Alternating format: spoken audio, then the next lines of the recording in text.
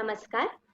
आपल्या सर्वांचे Saint Xavier's महाविद्यालय मुंबई यांच्या IQAC व लाईफ सायन्स आणि बायोकेमिस्ट्री डिपार्टमेंट तर्फे प्रस्तुत शिक्षकेतर कर्मचारी व कामगार वर्गाकरिता झेवियर्स ऑनलाईन कनेक्ट व्याख्यानमालेत स्वागत आहे. आज आपला पहिला व्याख्यान होणार आहे. तर तत्पूर्वी काही सूचना आपण कृपया हे फॉलो करावेत. सर्वात आधी आपला माईक म्यूट वर ठेवा. आता मी म्यूट ऑल केलाय, पण चुकून जर मध्ये सेशनच्या मध्ये माईक ऑन झाला तर तो माईकच्या आयकॉनवर क्लिक करून पुन्हा त्यावर अशी लाल रेघ, आडवी लाल रेघ येईल असा करा. कृपा करून आपले व्हिडिओ बंद करा, याने आपला इंटरनेटचा स्पीड वाढेल. फक्त doctor Anand Nadkarni, principal sir आणि आजचे सूत्रसंचालक यांचाच व्हिडिओ ऑन राहील. बाकी सर्वांनी आपले व्हिडिओ ऑफ करा. व्हिडिओच्या सिम्बॉलवर पुन्हा प्रेस करा आणि एक आडवी लाल रेघ येईल असा करा. तुम्ही काही काळजी करू नका, तुम्हाला सर आणि आम्ही बोलणारे सर्व दिसू, फक्त तुमचा व्हिडिओ आम्हाला दिसणार नाही. याने इंटरनेट जरा फास्ट होईल, इंटरनेटचा वेग वाढेल. रिक्वेस्ट आहे, अजून मला स्क्रीनवर दिसत आहेत खूप लोकांचे व्हिडिओ ऑन आहेत. कृपा करून व्हिडिओ बंद करावेत. आणि तिसरं महत्वाचं म्हणजे आपल्या चॅट बॉक्स मध्ये आपण आपल्या प्रश्नाशिवाय इतर काही टाईप करू नका. आपणा सर्वांचं स्वागत झालंच आहे. आपण हॅलो, गुड आफ्टरनून सगळं करून झालं आहे. आणि त्यामुळे आता आपण जर सरांनी बोलताना काही चॅट मध्ये प्रश्नाशिवाय काही इतर टाईप केलं तर सर्वांनाच ते डिस्टर्ब होईल.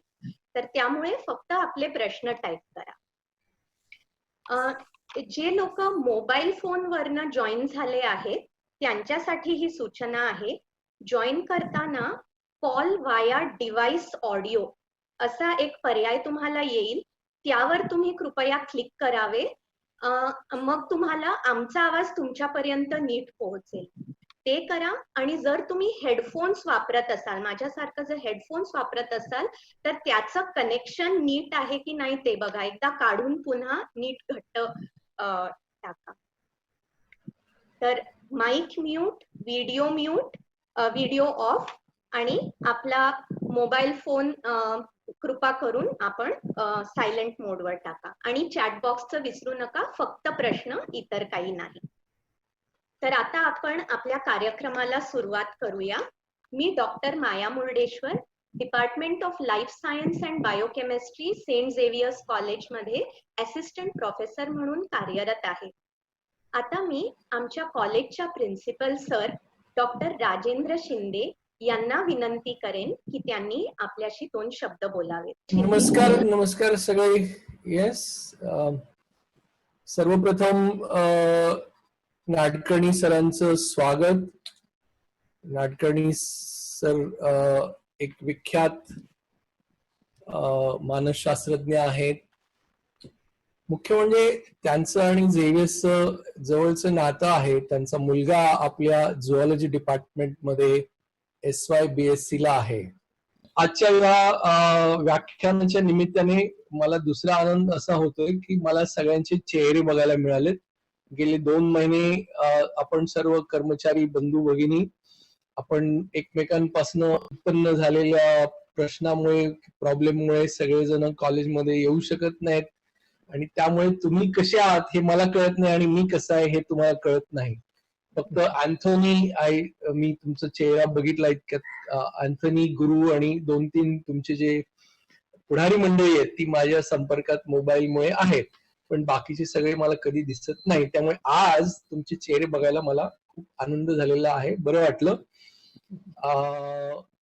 असंच आपण आता आज, उद्या, परवा 3 दिवस भेटूया. आणि मला माया मॅडमचे आभार मानावेसे वाटतात इथे, कारण काल मी मध्येच एकदा आलेलो त्यांचं सेशन चालू असताना.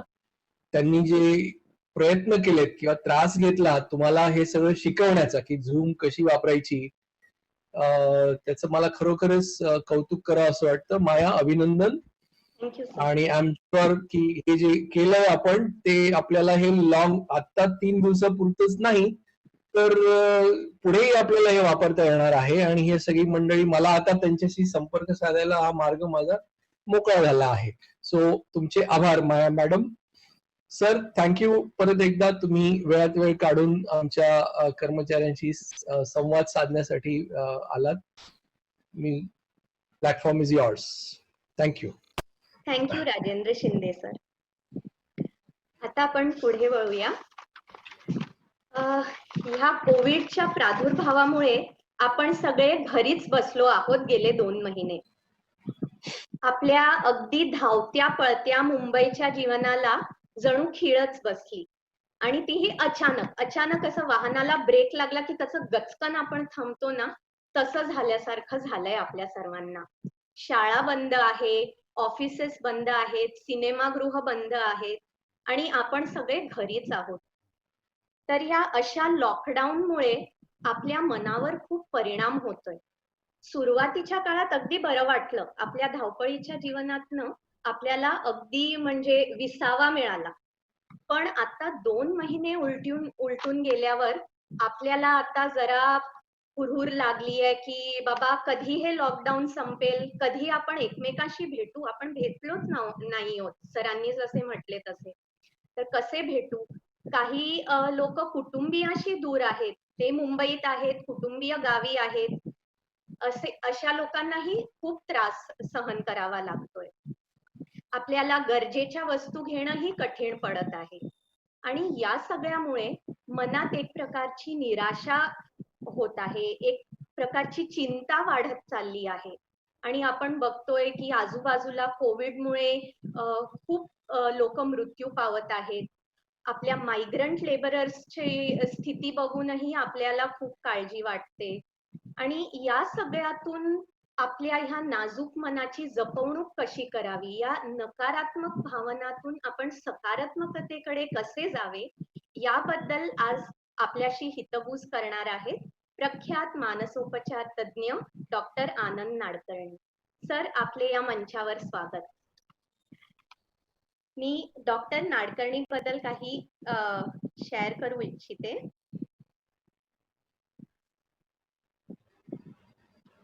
आपल्याला माझं स्क्रीन दिसत आहे का?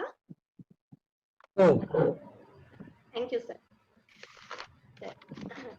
डॉक्टर नाडकर्णी यांनी यांचे वैद्यकीय शिक्षण सेठ GS medical college and KEM hospital मधनं घेतले. त्यांचा विषय होता सायकोलॉजिकल मेडिसिन. या विषयात ते MBBS, MD आणि डिप्लोमा पदवीधर आहेत. एवढेच नव्हे तर MD मध्ये त्यांना मुंबई युनिव्हर्सिटीचे सुवर्ण पदकही मिळाले आहे. 1986 मध्ये त्यांनी त्यांच्या सहकार्याबरोबर मुक्तांगण डी एडिक्शन सेंटर सुरू केले आणि तसेच 1990 मध्ये त्यांनी इन्स्टिट्यूट ऑफ सायकोलॉजिकल हेल्थ हे ठाण्यात सुरू केले. आता IPH म्हणजेच इन्स्टिट्यूट ऑफ सायकोलॉजिकल हेल्थ ची एक शाखा पुण्यातही आहे. IPHच्या द्वारे कम्युनिटी मेंटल हेल्थ प्रोजेक्ट याच्या माध्यमातून त्यांनी गेली 30 वर्षे मानसिक आरोग्याबद्दल असंख्य उपक्रम राबवले आहेत. तुम्ही IPHच्या वेबसाईटवर गेला healthymind.org तर तुम्हाला या सर्वांची माहिती मिळेल. तर त्यांनी एवढंच केलं नाही, उपक्रम राबवून त्यांनी जनजागृतीही केली आहे. IPH ला ऑफिशियल टीचिंग सेंटर अशी मान्यता मुंबई युनिव्हर्सिटी, SNDT युनिव्हर्सिटी तसेच Tata institute of social science या प्रख्यात युनिव्हर्सिटीनी दिली आहे. इथे US, UK, Germany, Sweden, Finland, Australia अशा देशातनं मानसोपचार तज्ञ येऊन model of community mental health या विषयावर डॉक्टर आनंद नाडकर्णीकडनं प्रशिक्षण घेतात. डॉक्टर नाडकर्णी आपल्या युनियन प्लॅनिंग कमिशनचे, गव्हर्नमेंट ऑफ इंडियाच्या युनियन प्लॅनिंग कमिशन मध्येही सहभागी होते. ते Godrej Boyce, Reliance India limited, Cipla, Larsen and Toubro अशा मोठमोठ्या कॉर्पोरेट कंपन्यांचे सल्लागार आहेत. पण एवढेच नव्हे तर डॉक्टर नाडकर्णी ह्यांना संगीत, नाटक आणि लेखनाचीही गोडी आहे.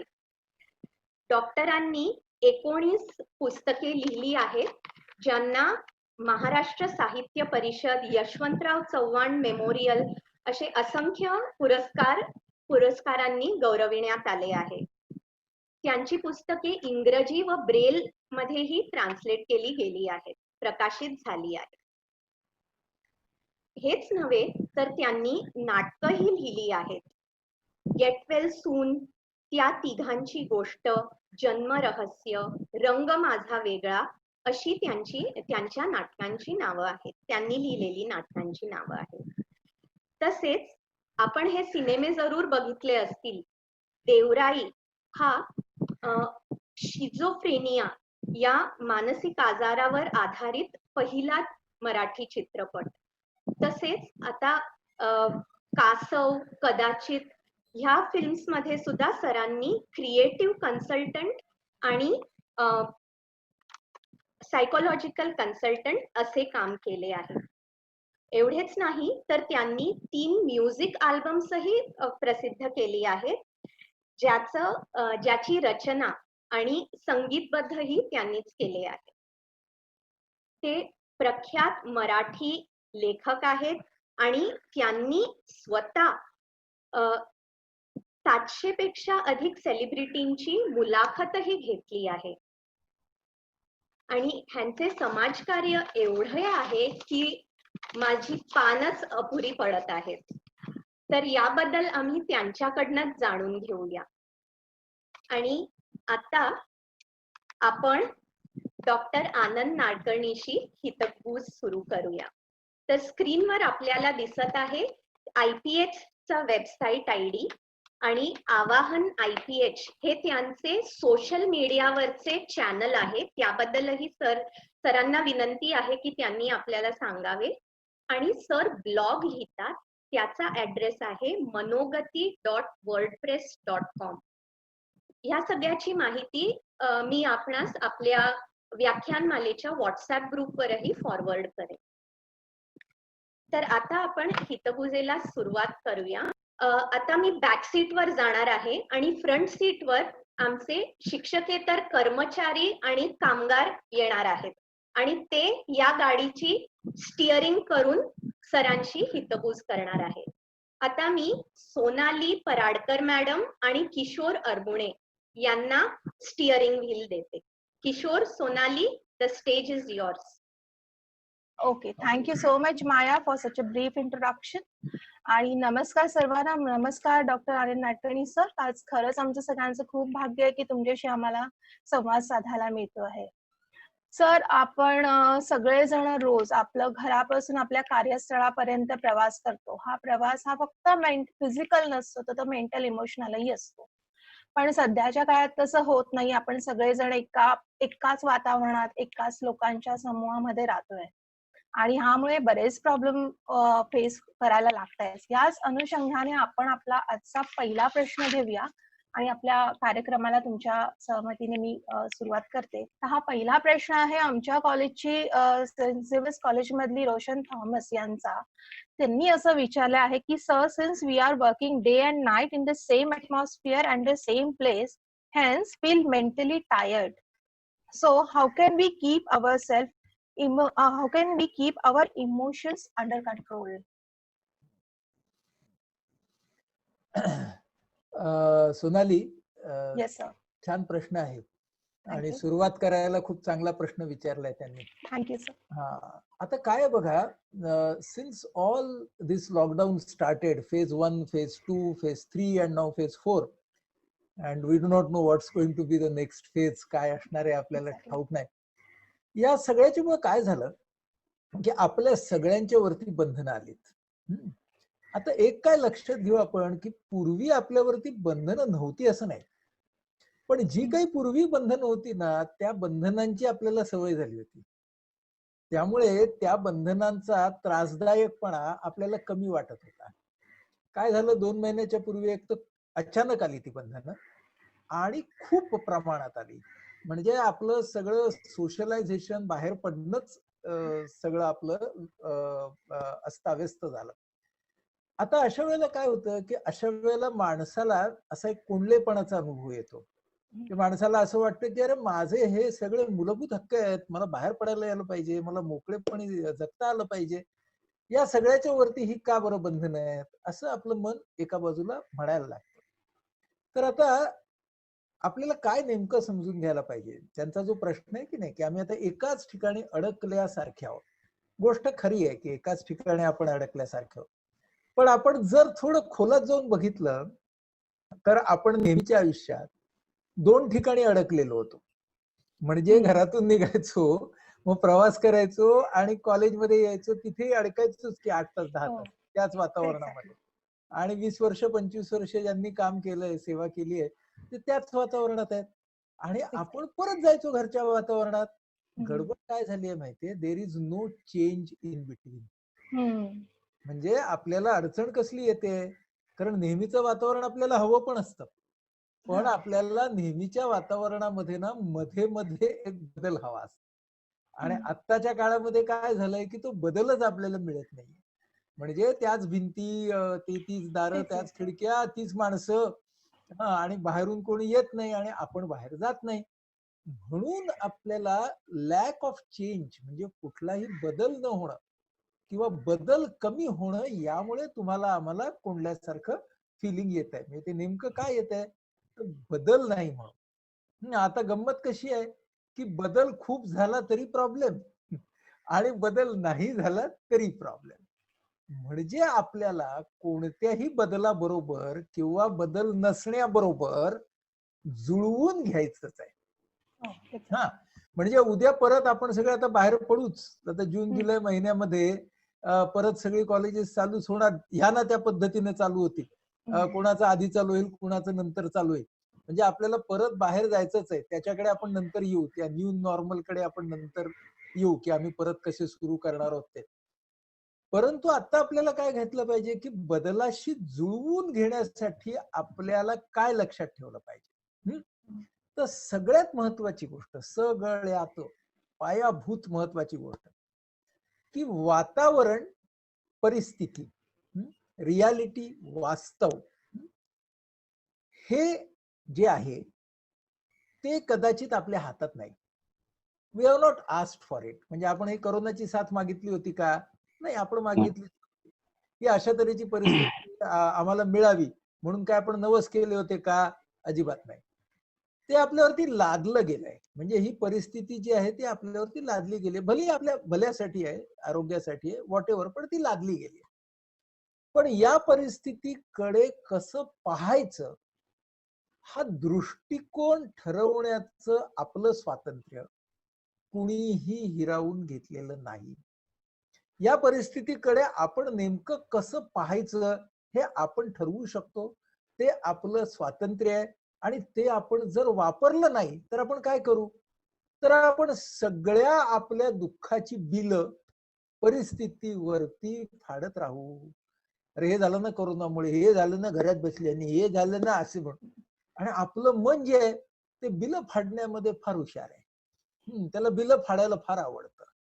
मग आपल्याला काय लक्षात घेतलं पाहिजे, नाही, परिस्थिती कदाचित माझ्या नियंत्रणाखाली नाहीये बरीचशी, पण माझ्या नियंत्रणाखाली काय घटक आहेत, तर माझा दृष्टिकोन कसा ठरवायचा, माझ्या दृष्टिकोनाने काय बघायचं, माझ्या भावनांपैकी कुठल्या भावना मी स्वीकार करायच्या आणि कुठल्या भावना बदलायच्या, त्याच्याकडे आपण येऊ. आता हे सगळं माझ्या हातात आहे. म्हणजे परिस्थिती आणि दृष्टिकोन यातला माझ्या नियंत्रणाखाली असलेला घटक जर दृष्टिकोन असेल तर त्याच्यावरती मी विचार केला पाहिजे. मी तुम्हाला एक मजेशीर उदाहरण सांगतो की परिस्थिती आणि दृष्टिकोन ह्याच्यातला फरक आपल्याला कळेल. आपले विनोबा भावे, विनोबाजी आपले मोठे तत्वज्ञ होते, गांधीजींचे सहकारी होते. त्यांना स्वातंत्र्य लढ्याच्या काळामध्ये धुळ्याच्या जवळ शिरपूरच्या जेलमध्ये ठेवलं. तिथे त्यांनी त्यांची मोठी गीता प्रवचनं सांगितली, जी साने गुरुजींनी लिहून घेतली. मग काय लक्षात आलं ब्रिटिश सरकारच्या, की हा माणूस ना ज्या तुरुंगात जातो तिथे भारी पॉप्युलर होतो, तिथे भारी लोकप्रिय होतो. आणि कैद्याचं लोकप्रिय होणं हे जेलरला कसं आवडेल, सरकारला कसं आवडेल. म्हणून पुढे एकदा जेव्हा त्यांना शिक्षा झाली तर ब्रिटिश सरकारने काय केलं, त्यांना नेलं वेल्लोरच्या तुरुंगात तामिळनाडूमध्ये. महाराष्ट्रापासून दूर, म्हणजे हा माणूस काही तिथे आपल्याला तापदायक होणार नाही. पण त्यांना माहित नव्हतं की विनोबा जवळजवळ 9 भारतीय भाषा स्वतःची मातृभाषा असल्यासारखे बोलू शकायचे. म्हणून काय झालं, तामिळनाडूमध्ये गेल्यावरती त्यांनी तमिळमध्ये गीता प्रवचन चालू केली. इतके ते उत्तम बोलायचे. तिथेही ते लोकप्रिय झाले आणि तिथेही ते सगळ्या राजकीय कैद्यांमध्ये आणि साध्या कैद्यांमध्ये लोकप्रिय झाले. ब्रिटिश सरकारच्या हातात सत्ता होती. ते म्हणाले काय करायचं, या माणसाला अंधार कोठडीमध्ये टाकू. म्हणजे बघा परिस्थिती कशी, कोंडमारा. अंधार कोठडी 8-10 फुटाची, 8-10 फूट ते 8-10 फूट, तिला खिडकी नाही. अंधार कोठडी याचा अर्थ असतो की तिला खिडकी नाही. आणि दरवाजा एकदा लावला की त्याची असे स्लिट होती, त्याला त्या मधल्या भागामधून जेवण पाणी आत येणार सरकवण्यासाठी, तेवढंच आहे. आणि 2-3 दिवसांनी एकदा मलमूत्र साफ करायला ते सगळं आतमध्येच करायचं. तो येणार तेवढंच दरवाजा उघडला जाणार. 3 दिवसांनी अंधार कोठडी, काही नाही. मग विनोबा आले त्याच्यामध्ये. विनोबा बसल्यावरती, म्हणजे आपण विनोबा एवढे ग्रेट नाही, पण विनोबांनी जे केलं ते आपण करू शकतो हे मला सांगायचंय. तर विनोबाने काय केलं, तर त्यांनी पहिल्यांदा बघितलं आता आपण इथे आलो, आता हे स्वीकारायला पाहिजे, हे काय आपण बदलू शकत नाही. मग त्यांनी पहिल्यांदा त्या कोठडीची पावलं अशी मोजली. की आपण इकडून तिकडे गेलो किती पावलं होतात, इकडून इकडे आलो किती पावलं होतात. मग म्हणाले एवढी एवढी पावलं होतात. त्यांचं मॅथमॅटिक्स गणित फार चांगलं होतं. मग त्यांनी ती पावलं मैलामध्ये कन्व्हर्ट. मग म्हणाले की मला जर इथं चांगलं राहायचं असेल तर पहिलं काय तर शारीरिक आरोग्य चांगलं राहिलं पाहिजे. रोज 3-4 मैल चाललं पाहिजे. 3-4 मैल म्हणजे हे असं असं करून, जे की आपणही करू शकतो. लक्षात घ्या, आपलं घर त्यांच्या कोठडीपेक्षा मोठं आहे. निदान त्या 10 बाय 10 पेक्षा तरी, निदान तेवढं तरी आहे. सो मग त्यांनी ते पहिल्यांदा सुरू केलं की हे मला करायला पाहिजे. मग म्हणाले दुसरं काय, तर तिथे त्यांना सिमेंटचा ओटा होता, त्याच्यावरच झोपायचं. पांघरून घेऊन, काय गादी बिदी काहीच नव्हती. म्हणाले अरे हा चांगला टणक ओटा आहे, हे योगाभ्यास करायला चांगला आहे म्हणाले. तर सगळी आसनं मला योगाभ्यासाची करता येतील. मग लाईट नाही. मग म्हणाले आपण आता आपलं बायोलॉजिकल क्लॉक म्हणजे शरीराचं घड्याळ आपण कसं करायचं, तर तो झरोका उघडला आणि काय अन्न येत आहे त्याच्यावर ठरवायचं, ही जेवणाची वेळ आहे, आपणच ही झोपायची वेळ आहे, आपणच ठरवायचं आपलं बायोलॉजिकल क्लॉक. ते ठरवून घेतलं. मग म्हणाले वाचता येत नाही, वाचन नाही, लिखाण नाही, कारण अंधार. म्हणाले मी म्हणू तर शकतोय, पठण तर करू शकतो. म्हणून मी काय करेन की त्यांचं पाठांतर होतं, तर मी जेवढं पाठांतर करायचंय ते बोलेन, त्याच्यावरती चिंतन करेन असं त्यांनी. आणि म्हणाले विश्रांती मिळालेली नाही आपल्याला, ती थोडी थोडी घेऊ. असं करून त्यांनी त्यांचे 24 तास लावले बरं का. आणि मग काय झालं, थोड्या दिवसांनी त्यांना त्याची गंमत वाटायला लागली. आणि महिन्यानंतर त्यांना जेव्हा नेलं फिजिकल हेल्थ, शारीरिक तपासणी करायला, चेकअपला, यांचं 2.5 किलो वजनच वाढलेलं. त्या परिस्थितीमध्ये. अजून एक सांगायचं राहिलं, जेवताना ते जेलचं जेवण काय असणार, पण ते म्हणाले प्रत्येक घास मी कसा चावून खाईन त्याच्यावरती माझा कंट्रोल आहे. त्यामुळे तो घास जो काय दिलेला असेल तो खायचा कसा, परत कशी असेल, दर्जा कसा असेल अन्नाचा हे माझ्या हातात नाही, खायचा कसा माझ्यावरती आहे. बरं दुसरं खायला मिळणार आहे का नाही मिळणार, तक्रार करून फायदा आहे का नाही होणार, खातो, पण तो मनपूर्वक खातो. 2.5 किलो वजन वाढलं. दुसरा महिना झाला, तिसरा महिना झाला, ही स्टार्टेड एन्जॉईंग. तर मग हे कोण बघत होतं ही एन्जॉयमेंट, तर त्यांच्यावरती जे पहारा करायला बाहेर ठेवले होते की नाही, ते वॉर्डन लोक त्या झरोक्यातून बघत होते की हा बाबा आतमध्ये काय करतो. त्यांना दिसून आलं की हा बाबा एन्जॉय करतोय. मग ते म्हणले हा बाबा जरा ग्रेटच असला पाहिजे म्हणाले. मग एक दिवशी संध्याकाळी एकानं दरवाजा उघडला. म्हणाले आमच्या ड्युटीत आम्ही ह्याच्यापेक्षा जास्ती काय नाही करू शकत, पण रात्रीच्या वेळेला ना दरवाजा उघडा ठेवू तुमचा, आम्हाला माहितीये तुम्ही पळून नाही जाणार. बघा काय झालं, जी परिस्थिती नियंत्रणाच्या बाहेर वाटत होती त्यातली एक कुठेतरी गोष्ट त्यांच्या बाजूने झाली. निदान खुली हवा रात्री मिळू लागली. मग दुसरा येऊन बसला. ते सगळे लोक येऊन बसायचे आणि हे तामिळ बोलायचे. यांनी त्यांचं चांगलं काउन्सिलिंग केलं असणार, ते खुश झाले लोक. मग म्हणाले संध्याकाळच्या वेळेला ना पाय मोकळे करायला सुद्धा तुम्हाला बाहेर पाठवू बरं का. मग ते पाय मोकळे करायला बाहेर जायला लागले विनोबा. मग काय झालं, ही त्यांची पॉप्युलॅरिटी त्या तुरुंगाच्या स्टाफ मध्ये इतकी वाढली की सगळे जण विनोबांच्या कोठडीवरची ड्युटी मागायला लागले. आता हे कळलं हळूहळू जेलरला.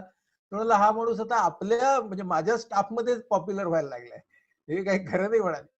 म्हणून मग शेवटी 5 महिन्यांनी त्यांनी विनोबांना त्या अंधार कोठडीचा फायदाच नाही झाला म्हणून त्यांना परत नेहमीच्या जेलमध्ये आणलं. तर आता आपल्याला शिकण्यासारख्या गोष्टी काय आहेत बघा, की जी परिस्थिती पहिल्यांदा आपल्याला अशक्य वाटते त्या परिस्थितीशी आपल्याला जुळवून घ्यायचं असेल तर आपल्याला आपल्या दृष्टिकोनावरती काम करावं लागतं. दृष्टिकोनावरती काम करणं म्हणजे काय, तर जे माझ्या नियंत्रणाखाली आज नाही त्याचा स्वीकार, जे माझ्या नियंत्रणाखाली आहे त्याच्या मागे लागणं आणि माझ्या नियंत्रणाखाली काय काय आहे ते शोधून काढणं. बघा ना, विनोबांना कुठलीच साधनं नव्हती त्याच्यामध्ये, पण शोधून काढलं. आता तुम्ही मला म्हणाल हे करत असताना विनोबा ग्रेट होते त्यामुळे त्यांना निगेटिव्ह भावना निर्माण नसतील झाल्या. आम्ही ग्रेट नाही, आपल्यापैकी कुणीच तेवढे ग्रेट नाही, पण आपण विनोबांच्याकडून निदान या गोष्टी जर शिकू शकलो की आहे माझ्या नियंत्रणाखाली नेमकं काय आहे ते शोधून काढणं, त्याचा पाठपुरावा करणं, भले ते किती छोटं असेल. मी तुम्हाला मुद्दामून घासाचं उदाहरण दिलं, मी तुम्हाला मुद्दामून त्यांनी कसं मोजलं त्याचं उदाहरण दिलं, ते ह्याचसाठी की आपल्या काहीच नाही असं होत नाही, काहीतरी आहे आपल्याकडे, फक्त ते मी प्रामाणिकपणे किती आणि कसा वापरणार याच्यावरती गोष्टी अवलंबून राहतील. तर काय होईल, तुम्ही आणि आम्ही विनोबांचे एवढे ग्रेट नसल्यामुळे निदान आपल्याला येणाऱ्या निगेटिव्ह भावनांची तीव्रता, कालावधी एवढा तर कमी होईल. त्यांना त्यांना नकारात्मक भावना आल्याच नसतील असं धरून चालू, ते ग्रेट होते, पण आपल्याला येणार. पण जर आपण हा मार्ग केला तर त्यांची नकारात्मकता, तीव्रता तर कमी करता येईल, व्होल्टेज तर कमी करता येईल निगेटिव्हिटीचं, बरोबर. त्याची तीव्रता म्हणजे व्होल्टेज, ते तर कमी करता येईल आपल्याला. ड्युरेशन म्हणजे आधी मी एक अर्धा तास अपसेट होत होतो, तर आता मला ना संध्याकाळी एक 10 मिनिटं जरा कसं तरी वाटतं आणि मग नंतर मी अमुक गोष्ट केली की मग मला जरा बरं वाटतं. एवढं तर आपण करू शकू. म्हणजे महत्वाची गोष्ट काय आहे बघा, एक फार चांगली प्रार्थना आहे बरं का, तुम्हाला शिकवतो मी. तर आमचं मुक्तांगण व्यसनमुक्ती केंद्र ज्याचा माया मॅडमनी उल्लेख केला, तिथे आम्ही ही प्रार्थना म्हणतो. ती प्रार्थना अशी आहे, जे टाळणे अशक्य दे शक्ती ते सहाया, जे टाळणे अशक्य दे शक्ती ते सहाया, जे शक्य साध्य आहे निर्धार दे कराया. Factors within control, factors beyond control, ही खरं म्हणजे इंग्रजी प्रार्थना आहे. God grant me the serenity to accept the things I cannot change, give me courage to change the things that I can and wisdom to know the difference. त्याचं मराठी असं आहे, जे टाळणे अशक्य दे शक्ती ते सहाया, जे शक्य साध्य आहे निर्धार दे कराया, मज काय शक्य आहे, काय आहे अशक्य काय, माझे मला कळाया दे बुद्धी देवराया. म्हणजे आपला विवेक म्हणजे काय, तर what are the factors within control, what are the factors beyond control. नियंत्रणाखाली काय, नियंत्रणाखालीच्या बाहेर काय, हे जर आपण डोक्यामध्ये घेतलं तर आपण या क्रायसिस मधनं किंवा अशा कसोटीच्या काळामधनं बाहेर पडू शकतो. तुम्ही सगळेजण एका संस्थेत काम करता, त्याच्यामुळे मी थोडं माझ्या संस्थेचं एक छोटं उदाहरण देतो आणि थांबतो. बघा, आमच्या संस्थेमध्ये आमची ओपीडी असते, म्हणजे आम्ही रुग्णांना सेवा देतो. तर आम्ही संपूर्ण लॉकडाऊन मध्ये एकही दिवस आमची ओपीडी बंद ठेवली नाही. आम्ही पूर्ण लॉकडाऊन मध्ये 4 तास, कारण तेवढंच आमच्या ठाण्यामध्ये ही रेड झोन आहे, त्यामुळे ते 4 तासापेक्षा आम्ही काही संध्याकाळपर्यंत चालू नाही ठेवू शकत, पण 4 तास आम्ही सातत्यानं ही सेवा लोकांना दिली. ऑनलाईन तर दिलीच, पण ऑफलाईन पण दिली, म्हणजे डायरेक्ट पण दिली. मग आता हे करत असताना आमच्या काय लक्षात आलं की अरे लोकांना यायला अडचणी आहेत, पण आपण उपलब्ध असलं पाहिजे, कारण तेवढं आपण करू शकतो. मग उपलब्ध राहायचं तर आमच्या ठाण्यामध्ये सगळ्या ठिकाणी कंटेनमेंट झोन्स आहेत, आजही आहेत, वेगवेगळ्या ठिकाणी रेड झोन्स आहेत. तिथून लोक येणार, मग आपल्याला आपली काळजी घेतली पाहिजे की नाही घेतली पाहिजे, कारण that is factor with in control. मग तुम्ही काय काय करायचं ते आम्ही सगळं केलं. म्हणजे ती टेम्परेचर गन असेल, मग काय हे असेल, शिल्ड असेल, ग्लोव्ज असतील, सॅनिटायझर, जे जे आता आपल्याला पाठ झालंय. पण पाठ झाल्यामुळेच कधी कधी आपण ते सिन्सिअरली करत नाही. तर हे सगळं सिन्सिअरली करायला पाहिजे. मात्र हे सिन्सिअरली करायचं आपण आणि आपल्या लोकांना सेवा द्यायची. ह्याच्यामधून आपण आपल्यालाही होणारच नाही असं नाही, बरोबर, पण काहीतरी आपल्याला त्रास होण्याची शक्यता तर आपण कमी करतोय का नाही. म्हणजे तुम्हाला आणि मला ना, नंतर तुम्ही सुद्धा ऑफिसमध्ये येणार आता पुढच्या काही दिवसामध्ये. आजच मी माझ्या म्हणजे आजच आम्ही रेग्युलर आता 10 ते 3, 10 ते 5 अशी आमची ओपीडी चालू, आता कारण आमच्याकडे ते येत आहेत लोक, इतका लोकांना त्रास आहे. त्यामुळे लोकांना आपल्याला सेवा द्यायचीच आहे म्हटल्यावरती मग आपल्याला हे सगळं पाळायला पाहिजे. आजच मी माझ्या सगळ्या लोकांच्या बरोबर मीटिंग घेऊन की हे सगळं करणं का आवश्यक आहे आपल्याला, हे डिसइन्फेक्ट करणं, अमुक जे काय आपल्याला काळजी घ्यायची, आपल्याला स्वतःची काळजी घ्यायची. पण आता मध्येच असा एखादा विचार येणार की नाही आपल्या डोक्यात, अरे आपण तर सेवा देतोय, समोरचा पॉझिटिव्ह निघाला तर, अजून 8 दिवसांनी पॉझिटिव्ह निघाला तर, विचार माझ्या पण येतो, सांगतो तुम्हाला. हो, मी परवाच असे आता आम्ही काय करतोय, कोविड ड्युटीवरती जेवढे पोलीस आहेत, जेवढे सरकारी कर्मचारी आहेत, त्यांना जर मानसिक तणाव निर्माण झाला तर आम्ही त्यांना फ्री सेवा देतोय. तर आमचे पोलीस कलेक्टरचं चिठी घेऊन येतो, कोणीतरी डीसीपीची चिठी घेऊन येतो, स्टाफच त्यांचा. त्यांचे जे कोविड पॉझिटिव्ह निघाले त्यांना आमचे स्वयंसेवक टेलिफोनिक सेवा देत आहेत, ते जिथे क्वारंटाईन मध्ये आहेत तिथे. सो जे करायचंय आपल्याला ते करायचंय, आपल्याला त्या ध्येयापासून ढळायचं नाही आपल्या. मग असं एकदा तो एक डॉक्टर आला माझ्यासमोर आणि त्याने सांगितलं तो कसं कसं काम करतोय आणि त्याला भीती वाटते वगैरे, त्याचं मी सगळं केलं जे नीट काय त्याला. गेल्यावरती तो माझ्या मनात विचार आला, यार हा तर दिवस रात्र या कोविड पॉझिटिव्हच्या ह्याचं काय विचार आला. बघा, निगेटिव्ह विचार येणार नाही असा मनुष्यच नाही. म्हणजे हे काय आपण लक्षात घेतलं पाहिजे की निगेटिव्ह भावना माझ्या मनात त्यावेळेला भीती आली, भीतीचा विचार आला, फक्त त्या भीतीच्या विचाराला मी स्वतःवरती स्वार होऊ दिलं नाही. कसं? मी म्हटलं तुझा मास्क आहे, तुझा शिल्ड आहे, तू ग्लोव्ज घातलेस, त्याने अंतर पाळलं होतं, तू तो गेल्यानंतर हात स्वच्छ केलेस, तुझी खोली मोकळी आहे, पंखा जोरात चालू आहे, 10 मिनिटाच्या आत तुझं इंटरॅक्शन संपलंय, तुझ्या हातात जेवढं होतं तेवढं तू केलंयस, बरोबर. आता तो फॅक्टर बियॉन्ड कंट्रोल आहे पुढचा. पण म्हणजे मग आपली काय होते, आपण आता ही माझी भावना बघा कुठली होती, सावधपणाची होती. इंग्रजीत आपण त्याला काय म्हणू, कॉशन. मी काळजी घेत होतो, इंग्रजीत त्याला आपण काय म्हणू, concern. So caution and concern are going to be useful emotions. त्या आपल्याला पाहिजेतच.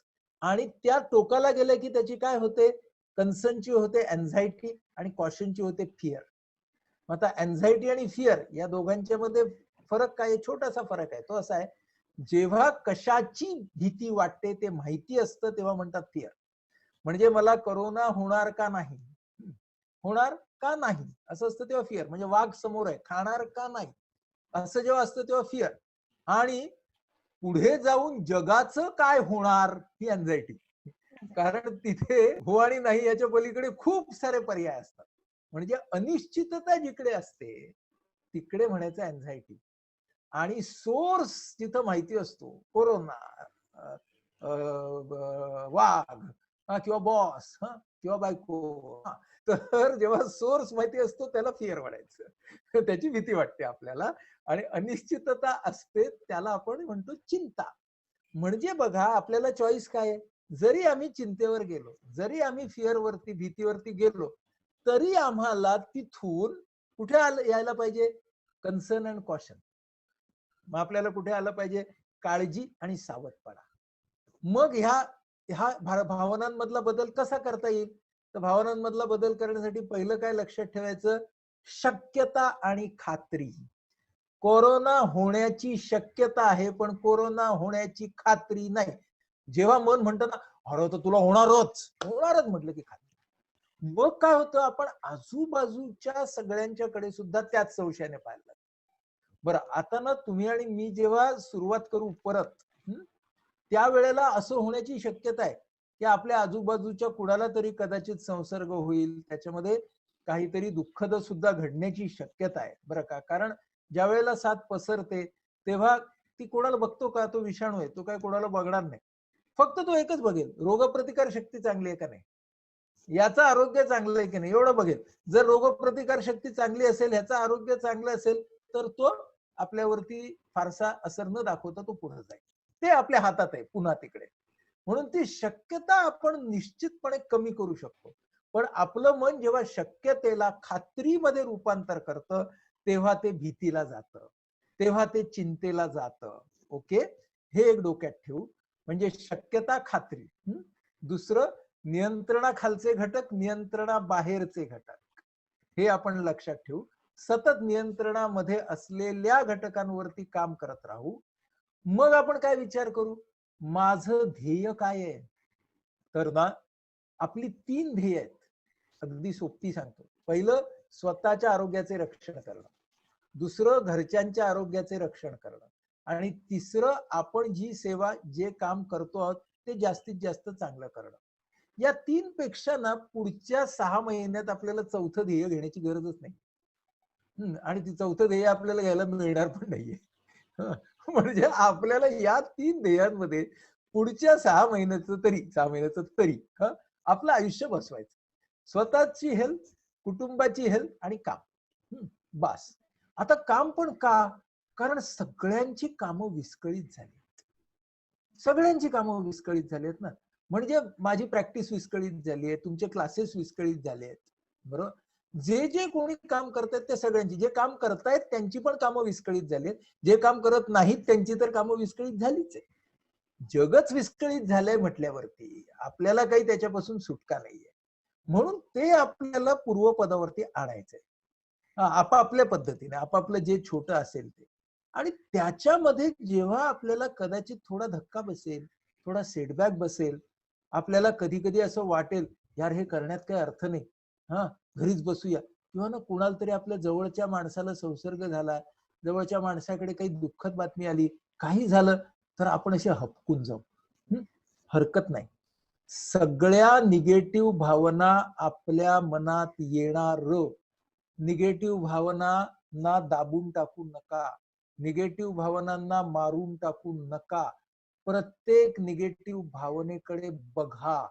हे माझं डिप्रेशन आहे, ही माझी चिंता आहे, ही माझी भीती आहे, आणि हिच्या फक्त इंटेन्सिटी, फ्रिक्वेन्सी आणि ड्युरेशन वर मी काम करणार आहे. इंटेन्सिटी म्हणजे तीव्रता कमी करण्याचा प्रयत्न करणार आहे, ड्युरेशन म्हणजे कालावधी कमी करण्याचा प्रयत्न करणार आहे, आणि फ्रिक्वेन्सी म्हणजे पुनरावृत्ती टाळण्याचा प्रयत्न करणार आहे. असं जर आपण म्हणून या सगळ्या कालावधीतून गेलो, तर आपल्याला बघा, आज तुम्हाला आणि मला पुढे काय आहे हे माहित नाहीये, अनिश्चितता आहे. आणि आज आपलं मन इतकं हळवं झालंय बघा, आणि घटना पण तशा घडताच आहेत की अरे जरा हे करोना तर चालूच आहे, त्याच्यामध्ये एक चक्रीवादळ काय येतं, एक टोळधाड काय येते.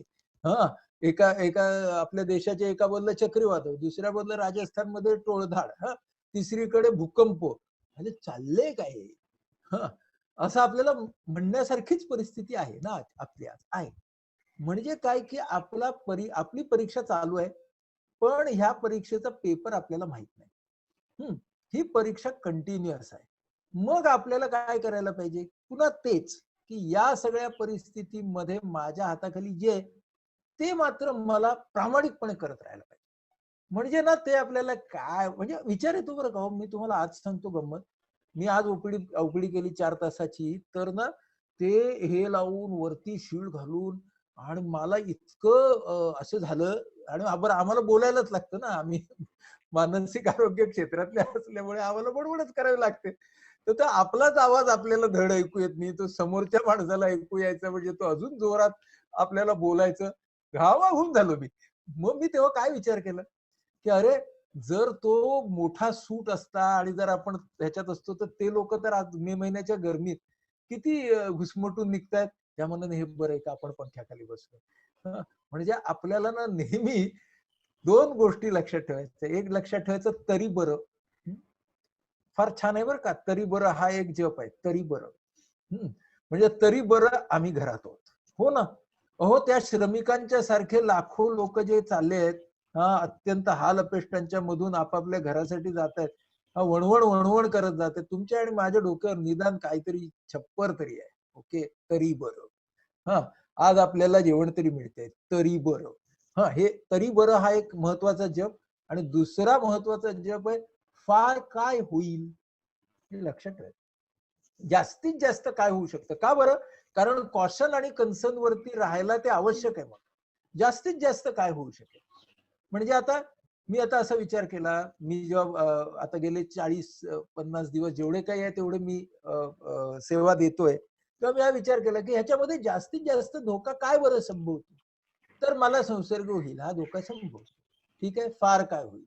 मग मला तो ओळखता येतो की नाही. एक तर मी डॉक्टर आहे, दुसरी गोष्ट की धनाधन आपल्याला सगळ्यांनाच माहिती आहे काय झाल्यावरती काय करायचं. म्हणजे हे सगळं मला करायला पाहिजे. हे सगळं मी जर केलं तर मी हे शक्यतेच्या पातळीवरती ठेवू शकतो. मन मला सांगेल ही खात्री आहे, मी लगेच म्हणायचं मना हा तुझा प्रॉब्लेम आहे. खरं म्हणजे खात्री नाहीये, शक्यता आहे. It's not a certainty, it's only a possibility. मला ना नेहमी या पॉसिबिलिटी सर्टन्टी मध्ये सगळ्यांना आवडेल ते उदाहरण ऐकायला. मी माझ्या डोळ्यासमोर काय आणतो ते तुम्हाला सांगतो. माझ्या डोळ्यासमोर आपला जो 50 षटकांचा वर्ल्ड कप होता ना, जो भारताने जिंकला आणि धोनीने शेवटची 6 मारली. तर तो शॉट मी माझ्या डोळ्यासमोर आणतो. का ते सांगतो की तो धोनी जो आहे ना, तो कॉशन आणि कन्सर्न वरती आहे. बघा, काळजीपूर्वक त्याने डाव रचला आणि भारताला विजयापर्यंत आणलं. शेवटचा चेंडू आहे, त्याने 6 मारली आहे. पण त्याचे डोळे बघा तुम्ही, तो शॉट तुमच्या डोळ्यासमोर येईल. तो पूर्ण ट्रॅक करतो त्या चेंडूला आणि जेव्हा तो बॉल सीमारेषेच्या पलीकडे जातो, it crosses the boundary line, तेव्हाच या माणसाच्या चेहऱ्यावरच हास्य येतं. So he allows himself to be happy. तोपर्यंत तो कुठे असतो बघा, कॉशन आणि कन्सर्न वर असतो. पूर्ण काळजी, पूर्ण सावध, बेसावध नाही. तर मला तो खूप रोल मॉडेल वाटतो की आजच्या काळामध्ये तो शॉट आपण जर डोळ्यासमोर असा आणला ना की अरे कॉशन कॉशन, अजून जिंकलेलं नाहीस. जोपर्यंत जिंकलेलं नाहीस तोपर्यंत हरलेला पण नाहीस. आणि तुझ्या हातात काय, सावध राहणं, काळजी घेणं, हे तुझ्या हातात. हे तू जर सतत करत राहिलास तर मग काहीतरी उद्या परवा तेरवा जेव्हा कधी व्हायचंय तेव्हा होईल. हे जर आपण सगळ्यांनी डोक्यात घेतलं तर निगेटिव्ह भावनांना न नाकारता, निगेटिव्ह भावनांना सुद्धा आपलं मानून, अरे कधी कधी चिडचिड होते. असं माझं झालं की एक दिवशी सकाळी मला वाटलं यार आता कधी संपायचं बरं. हे आपल्या आजूबाजूचा टीव्ही वगैरे ते असे वाचायला लागलं ना आकडे, 1 लाख वगैरे, 50,000, डबलिंग टाइम. मग पेपर वाचला, टीव्ही बघितला, आपलं फोनवरती काही बातम्या केलं, लगेच आपण पुढे जातो खात्री. हे सगळे वाट लागले बरं का. आणि काय ते जात्यात त्याने आम्ही सुपातो असं आपलं मन म्हणायला लागतं. मग आपल्याला काय करायला पाहिजे, नाही बाबा थांब, शक्यता आहे, खात्री नाही, तू काय, असं ट्रेनिंग करायला लागतो. सगळ्यांना करायला लागतं. म्हणजे याच्यासाठी आपण सगळे माणूस आहोत. म्हणजे मी काय सायकियाट्रिस्ट आहे म्हणजे मला असं काही नाही, सगळ्यांची मनं सारखीच आहे, हो की नाही. मग आपल्याला आपल्या मनावरती असं समजा सकाळी झालं की खूप डिप्रेस वाटतंय, मग काहीतरी मला असं शोधून काढायला पाहिजे, तो माझाच उपाय या डिप्रेशन मधून बाहेर पडायला, मलाच तो शोधला पाहिजे बरं का. आणि महत्वाचं त्याच्यात काय माहिती तुम्हाला, एक मस्त गोष्ट सांगतो. एक असाच अमेरिकेतला माणूस तो या लॉकडाऊन मध्ये राहिला आणि त्याला कळलं ना काय करायचं ते, म्हणून त्यानं एक जस्ट गुड न्यूज नावाचं एक चॅनल चालू केलं. आणि ते चॅनल आज युट्यूब वरती तो घरून चालवतो. ते आज जगामधल्या सगळ्या सेलिब्रिटीज बघतात. आणि त्यानं काय केलं, गुड न्यूज शोधा म्हणाला.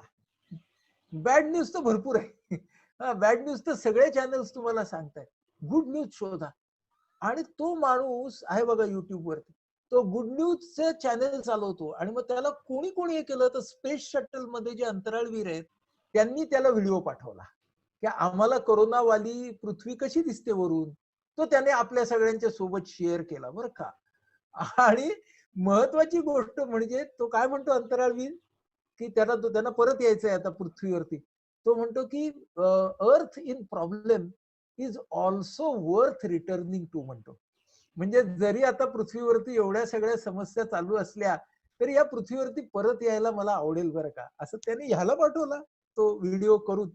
आणि कोट्यवधी लोक त्याचं चॅनल बघतायत आज. का बरं? दृष्टिकोन. याच्याकडे कसं पाहायचं. तिकडे अमेरिकेमध्ये ग्रॅज्युएशन नावाचा एक मोठा सेरेमनी असतो त्यांचा आणि सगळीकडे, आणि इकडचे पण बरेच पालक लोक वगैरे जातात बघा, त्यांची मुलं जिकडे शिकायला असतात ते. या वर्षी तो झालाच नाही कुठे. ह्यानं काय केलं या माणसानं, यानं तो व्हर्च्युअल अख्खा ग्रॅज्युएशन सेरेमनी केला बघा, आहे युट्यूबवर. आणि त्याला स्पिलबर्ग पासूनची माणसं आली, हा मुख्य आपला मोठा सिने दिग्दर्शक, तिथपासूनची सगळी माणसं आली. हा आपली युसुफजाल मलाला आली, नोबेल लॉरिएट. सो ह्या सगळ्या लोकांना त्याने बोलवलं. तो काय म्हणला, बघा ना किती मजा आहे. सगळंच व्हर्च्युअल असल्यामुळे कुठलाही माणूस आपल्याकडे येऊ शकतो, कुठलाही माणूस कुठेही जाऊ शकतो. म्हणजे जसे आता मी तुमच्याशी बोलतोय, तुम्ही तुमच्या ठिकाणी आहात, मी माझ्या ठिकाणी आहे, आपण बोलतो जात की नाही. म्हणजे या सगळ्याच्या मध्ये काहीतरी जोडणं पण आहे. म्हणजे सगळी क्रायसिस असते ना, कसोटीचा काळ, ह्या एकाच वेळी तोडणाऱ्या गोष्टी चालू असतात, जोडणाऱ्या गोष्टी चालू असतात. बघा, तोडणारी गोष्ट काय आहे, आम्ही सगळे, तुम्ही आणि मी आता आपापल्या घरी बंद आहोत, तोडणारी गोष्ट आहे. जोडणारी गोष्ट काय आहे, तरी पण आपण एकमेकांशी बोलतो, तरी पण आपण एकत्र. म्हणून कुठल्याही क्रायसिस मध्ये जोडणं आणि तोडणं हे चालू असतं, हे लक्षात घ्यायचं. या तोडणारी गोष्ट ही जोडणारी गोष्ट आहे. काय करायचं? जोडणारी गोष्ट करायची. हे साध्या गोष्टी आपण डोक्यात घेतल्या ना, तर आपण ह्याच्यातून बाहेर पडू. हा सोनाली आणि किशोर. सर, खरंच खूप खूप छान समर्पक उदाहरण देऊन तुम्ही समजावलं. कारण आज आमच्याकडे आलेले सगळे प्रश्न हे जवळजवळ असंच होते की मनाला मरगळ आली आहे, वैफल्य आलंय, किंवा नकारात्मकतेवरून सकारात्मकतेकडे कसं जावं वगैरे. पण ह्याचं सगळ्यांची जवळजवळ उत्तर तुम्ही खूप छान दिली. मला एक पार्टिसिपंटने हा प्रश्न विचारला आणि मला स्वतःलाही कुतूहल होतं की लॉकडाऊन मध्ये आमच्या सगळ्यांचं काम हे स्लो झालंय, पण एक मानसशास्त्रज्ञ म्हणून तुमचं मात्र काम डबल टिबल वाढलंय आणि तुम्ही त्याच एनर्जीने कायम काम करत असता. तर तुम्ही स्वतःच्या मनाची जपणूक कशी करता? अगं काय माहितीये का सोनाली, मी तुला एक गंमत सांगतो. मला हे पटलं तुझं की आपल्या सगळ्यांची थोडी टेम्पो कमी झाला ना. पूर्वी कसं होतं, सकाळी उठायचं, काम करायची, गाडी पकडायची, बस पकडायची, यायचं इकडे, ते काय बायोमेट्रिक फिओमेट्रिक असतं ते करायचं, लागायचं कामाला, असं सगळं असतं. आता मग मी काय केलं ते तुला सांगतो, आणि हा सगळ्यांना हा नुकसा उपयोगी पडेल. काय करायचं माहितीये, मनाला गिअर मध्ये टाकायचं. सगळीच कामं ना कधी फास्ट गिअर मध्ये करायची नाही. आपली ना काही कामच आपल्याला फास्ट गिअर मध्ये करायची आहेत, काही कामं आपल्याला मिडल गिअर मध्ये करायची, आणि काही कामं आपल्या एकदम आरामात स्लो गिअर मध्ये करायची. फक्त कोणती कामं ती निवडून घ्यायची. हा, म्हणजे आपल्याला काय करायला पाहिजे बघ, मी या काळामध्ये नवीन करायला काही गोष्टी शिकलो. म्हणजे मी स्वयंपाकघरात काम करायला मला आवडत होतं, पण वेळ मिळत नव्हता. आता मिळतो तर करतो मी काम. तर मग तिथे माझं काय होतं की तिथे मला हळूहळूच काम करायला पाहिजे, कारण ते आपण केलेलं नाही खूप दिवसात. तिथे मी काय फोर्थ गिअर मध्ये काम नाही करू शकत. ओके, पण काही ज्या माझ्या चांगल्या गोष्टी आहेत, ज्या सरावाच्या गोष्टी आहेत, त्या फोर्थ गिअर मध्ये करायच्या. पण कधी कधी सरावाच्या गोष्टी फोर्थ गिअर मध्ये करत असताना त्याचं रुटीन होऊन जातं आणि मग कंटाळा येतो. म्हणून मग काय करायला पाहिजे की सरावाच्या गोष्टी फास्ट करताना सुद्धा, रुटीन मध्ये फास्ट करताना सुद्धा, म्हणजे साधी भाजी चिरण आहे की समजा मला भाजी चिरायला मी फर्स्ट गिअर मध्ये भाजी चिरेन, पण तू इतकी फटाफट त्या बावर्ची सारखी, राजेश खन्ना सारखी भाजी चिरशील, म्हणजे कटकट कटकट कट करून शिकशील. तर सवयीची गोष्ट झाली की त्याला गती येते, पण काय हरवतं, मग तोचपणा येतो. मग तो कसा टाळायचा, तर असं बघायचं की प्रत्येक गोष्टीमध्ये रिदम असतो. त्या बावर्चीचं राजेश खन्नाचं उदाहरण मला का आठवलं, कारण तो मग रिदम मध्ये कापतो. म्हणून त्याचं पटकन कापून पण होतं, स्पीड पण होते, पण त्याला कंटाळा पण येत नाही. म्हणजे आपल्याला ज्या गोष्टी फास्ट करता येतात त्या रिदम मध्ये करता आल्या पाहिजे. ज्या गोष्टी नवीन शिकायच्या तिथं स्लोनेस चालेल. जी गोष्ट मी कधी कधी खूप फास्ट करतो ती कधी कधी आरामात रेंगाळून सुद्धा करावी. म्हणजे मला नेहमीच्या दिवशी आंघोळीला 5-10 मिनिटातच समजा मी आवरतो, पण एक दिवस असा ठरवावा की आज मी छान 15 मिनिटं आंघोळ करणार आहे. काय होतं माहितीये, मनाचे गिअर्स आपल्याला कळतात. एकाच गिअर मध्ये आयुष्य नसतं. आपल्या ऍक्शन्सची स्पीड, आपल्या ऍक्शन्सचा रिदम आपण स्वतः बदलू शकतो. रिदम जो असतो तो फक्त फास्ट मध्ये असतो तसं नाही, स्लो मध्ये पण रिदम असतो. म्हणजे मी जर साबण लावायचा आहे तर तो स्लो मध्ये लावताना, फास्ट मध्ये लावताना रिदम असतो आणि स्लो मध्ये लावताना सुद्धा रिदम असतो. म्हणून ना वेगवेगळे गिअर्स वापरायचे. वेगवेगळे गिअर्स वापरले की आपल्याला कंटाळा येत नाही आणि मग काय होतं, हवं तेव्हा गिअर टाकता येतो. म्हणजे आता समजा सोनाली तू चपात्या करायला बसलीयस, पोळ्या करायला बसलीयस, हा, तर पहिल्या 2 पोळ्या मस्त कर, अगदी सुंदर कर, ते एन्जॉय कर आणि मग पुढच्या पोळ्यात ना सटासट कर. म्हणजे तू तू काय केलंस, तुझ्या पोळ्या करण्याच्या मध्ये तू 2 गिअर वापरले. हा, तर असं जर आपण गिअर वापरत गेलो ना तर मग आपली एनर्जी टिकते. तू जो मला प्रश्न विचारलास की नाही, एनर्जी टिकते कधी, तर तुम्ही गिअर्स वापरले तर एनर्जी टिकते. जे गाडीचे आहे तेच माणसाचं. तुम्ही जर 4 मध्येच गेलात तर तुम्ही लवकर दमाल, टॉप गिअर मध्येच गेलात तर. आणि तुम्ही आपल्या पार्किंग गिअर मध्ये किंवा फर्स्ट गिअर मध्येच गाडी ठेवलीत तर तुम्हाला जिथे जायचंय त्या मुक्कामापर्यंत जाणारच नाही. म्हणून आपल्याला या कोरोनाच्या काळाने काय शिकवलं, काय शिकावं आपण, तर गिअर मध्ये आपल्या ऍक्शन्स कशा चालवायच्या. म्हणजे कधी कुठली, आणि हे आपल्याला हळूहळू कळतं बरं, काय गाईड नाहीये, हे आपल्याला हळूहळू हळूहळू कळत जातं. यार हे जसं मी तुला म्हणाल, पहिल्या 2 अशा कर, मग 4-6 पोळ्या तशा कर. आता कोणी उलट करेल, पहिल्या 6 खटाखट करेल, शेवटच्या 2 मस्त करेल. अरे करा. हा, हे व्हेरिएशन्स आपण जे करतोय त्याच्यामध्ये करायला पाहिजे. म्हणजे आपल्यातले खूप सारे जण वेगवेगळ्या ठिकाणी डिपार्टमेंट्स मध्ये काम करतात. खास करून सायन्सचे जे असतात लोक, ते लॅब्स मध्ये काम करतात. त्यांना एक्सपेरिमेंट्स सगळे लावायचे असतात. मुलं यायच्या आधी त्यांना रिएजंट्स हे ते सगळं ठेवायचं असतं. त्यांचं पण काम रुटीनच असतं की. हा, पण जर त्यांनी ते रिदम मध्ये करायला लागले सगळे जण, तर त्या कामाचा सुद्धा आपल्याला कंटाळा कदाचित कमी येईल, हो की नाही. त्यामुळे हे आपण हळूहळू हळूहळू जर करत गेलो तर आपल्याला तो स्टॅमिना, आपला मुद्दा काय की स्टॅमिना, आणि मेंटल स्टॅमिना आणि फिजिकल स्टॅमिना हे दोन्ही एकमेकांशी निगडीतच आहेत. हे तर आहेच की नाही. जेव्हा आपण आवडीचं काम करतो तेव्हा आपल्या शरीराला कष्ट पडले तरी सुद्धा काही आपल्याला वाटत नाही. नावडीचं काम असतं तर कष्ट सुरू व्हायच्या आधीच कंटाळा यायला लागतो. त्यामुळे हे सगळं आपण डोक्यात घ्यावं. सोनाली. सर, खरंच आनंद नाडकर्णींचं व्याख्यान हे आपल्यासाठी एक आनंददायी पर्वणी असते. And I am sure everybody is agree with me right now. यापुढचे सगळे प्रश्न, यापुढच्या प्रश्नांसाठी आय रिक्वेस्ट किशोर, आपण किशोरकडे जाऊया. So over to you Kishore. Yes. नमस्कार सर. नमस्कार. नमस्कार, मी किशोर अरबुने, सेंट जोसेफ कॉलेजचा स्टॅटिस्टिक डिपार्टमेंटचा मी कर्मचारी आहे. सर, मला असं विचारायचं आहे की सध्या ह्या लॉकडाऊनच्या काळामध्ये शहरी भागातील लोक आणि ग्रामीण भागातील लोक यांच्यामध्ये खूप दुधावस्था झालेली आहे. शहरी भागातली लोक काय पाठवतात की इकडे खूप हे भयानक स्थिती आहे, इकडे आम्हाला राहायचं नाही, आम्हाला गावी यायचं आहे. पण गावच्या लोकांच्या मनात संभ्रम की इकडे जर ते लोक आली तर आपल्यात काय होईल.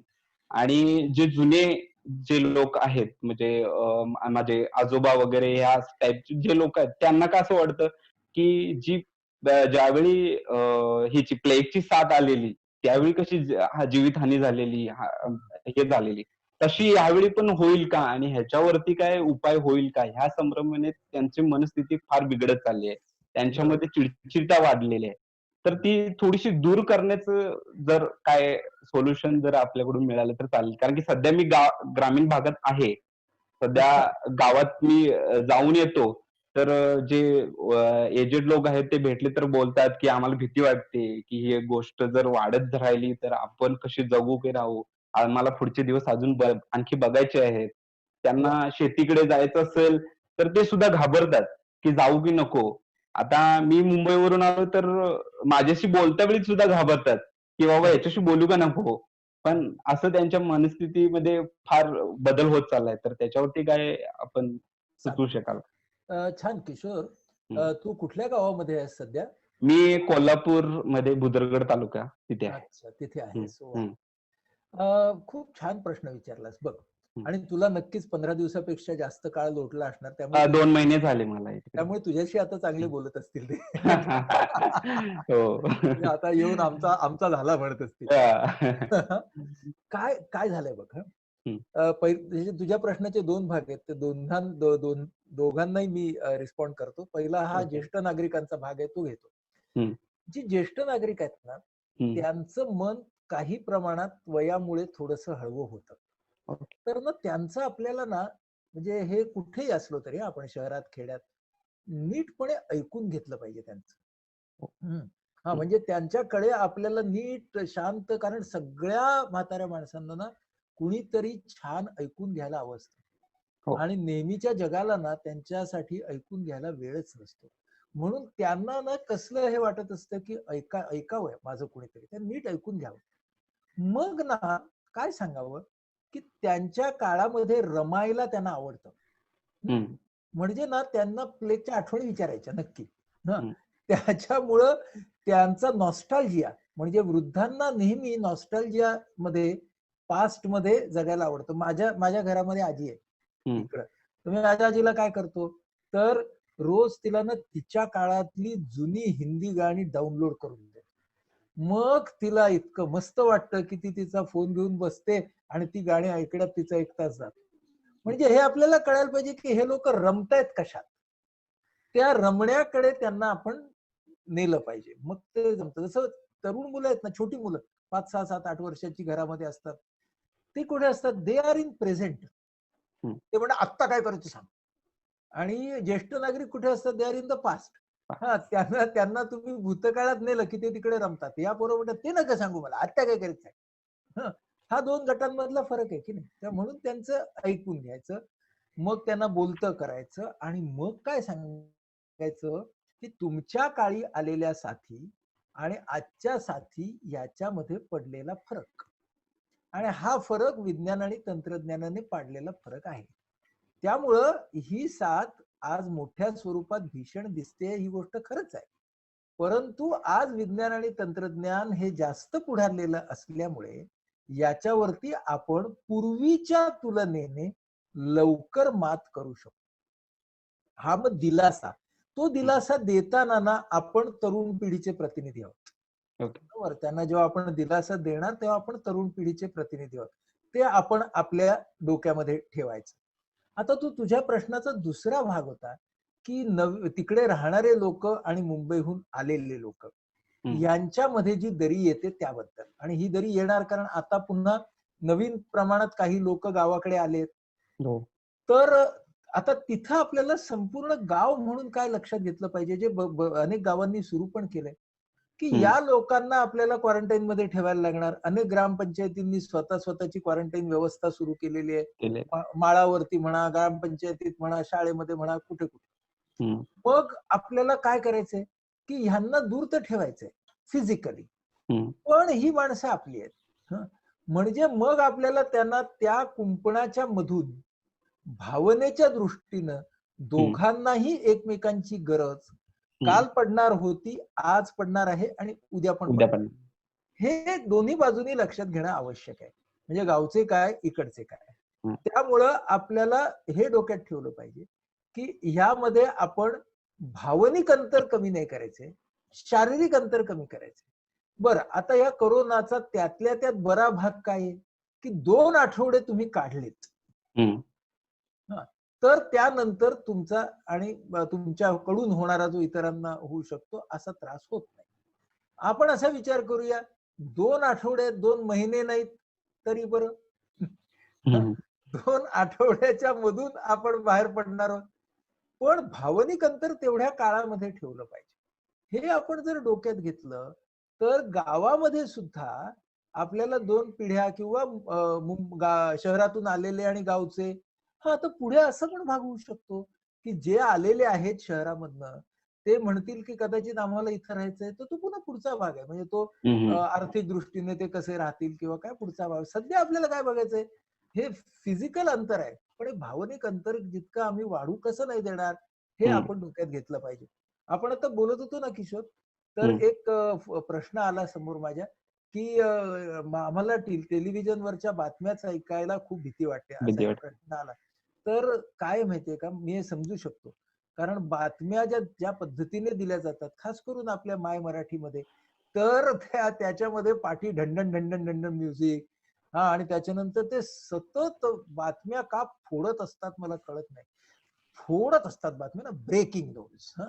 हा, ते ब्रेकिंग न्यूज म्हणजे अक्षरशः बातम्या फोडतात ते लोक, असे तोडफोड करतात बातम्यांची. आणि मग असते काय, असते फुसकी बातमी बरं का, पण ती ते इतके जोरात फोडतात की म्हणजे आपली दिवाळीची ती टिकली असते की नाही, केप, हा, तर ती आणि ऍटम बॉम्ब, म्हणजे आधी वाटतं की ऍटम बॉम्ब लावणार आहे आणि निघते टिकली, असे ते ब्रेकिंग न्यूज करत असतात. पण त्याचा परिणाम आपल्या मनावर. म्हणून ना आपण काय करावं या सगळ्यामध्ये, तर मी तुम्हाला अगदी मी काय करतो सांगतो, काही शहाणपणा नाही सांगत. मी असं करतो, एक पेपर वाचायचा फक्त दिवसाला, हा, आणि दिवसाला 10 मिनिटाच्या पुढे जास्त बातम्या बघायच्या नाही. 10 हे मला तेवढं सुचवतंय ना, तेवढं मी करायचं.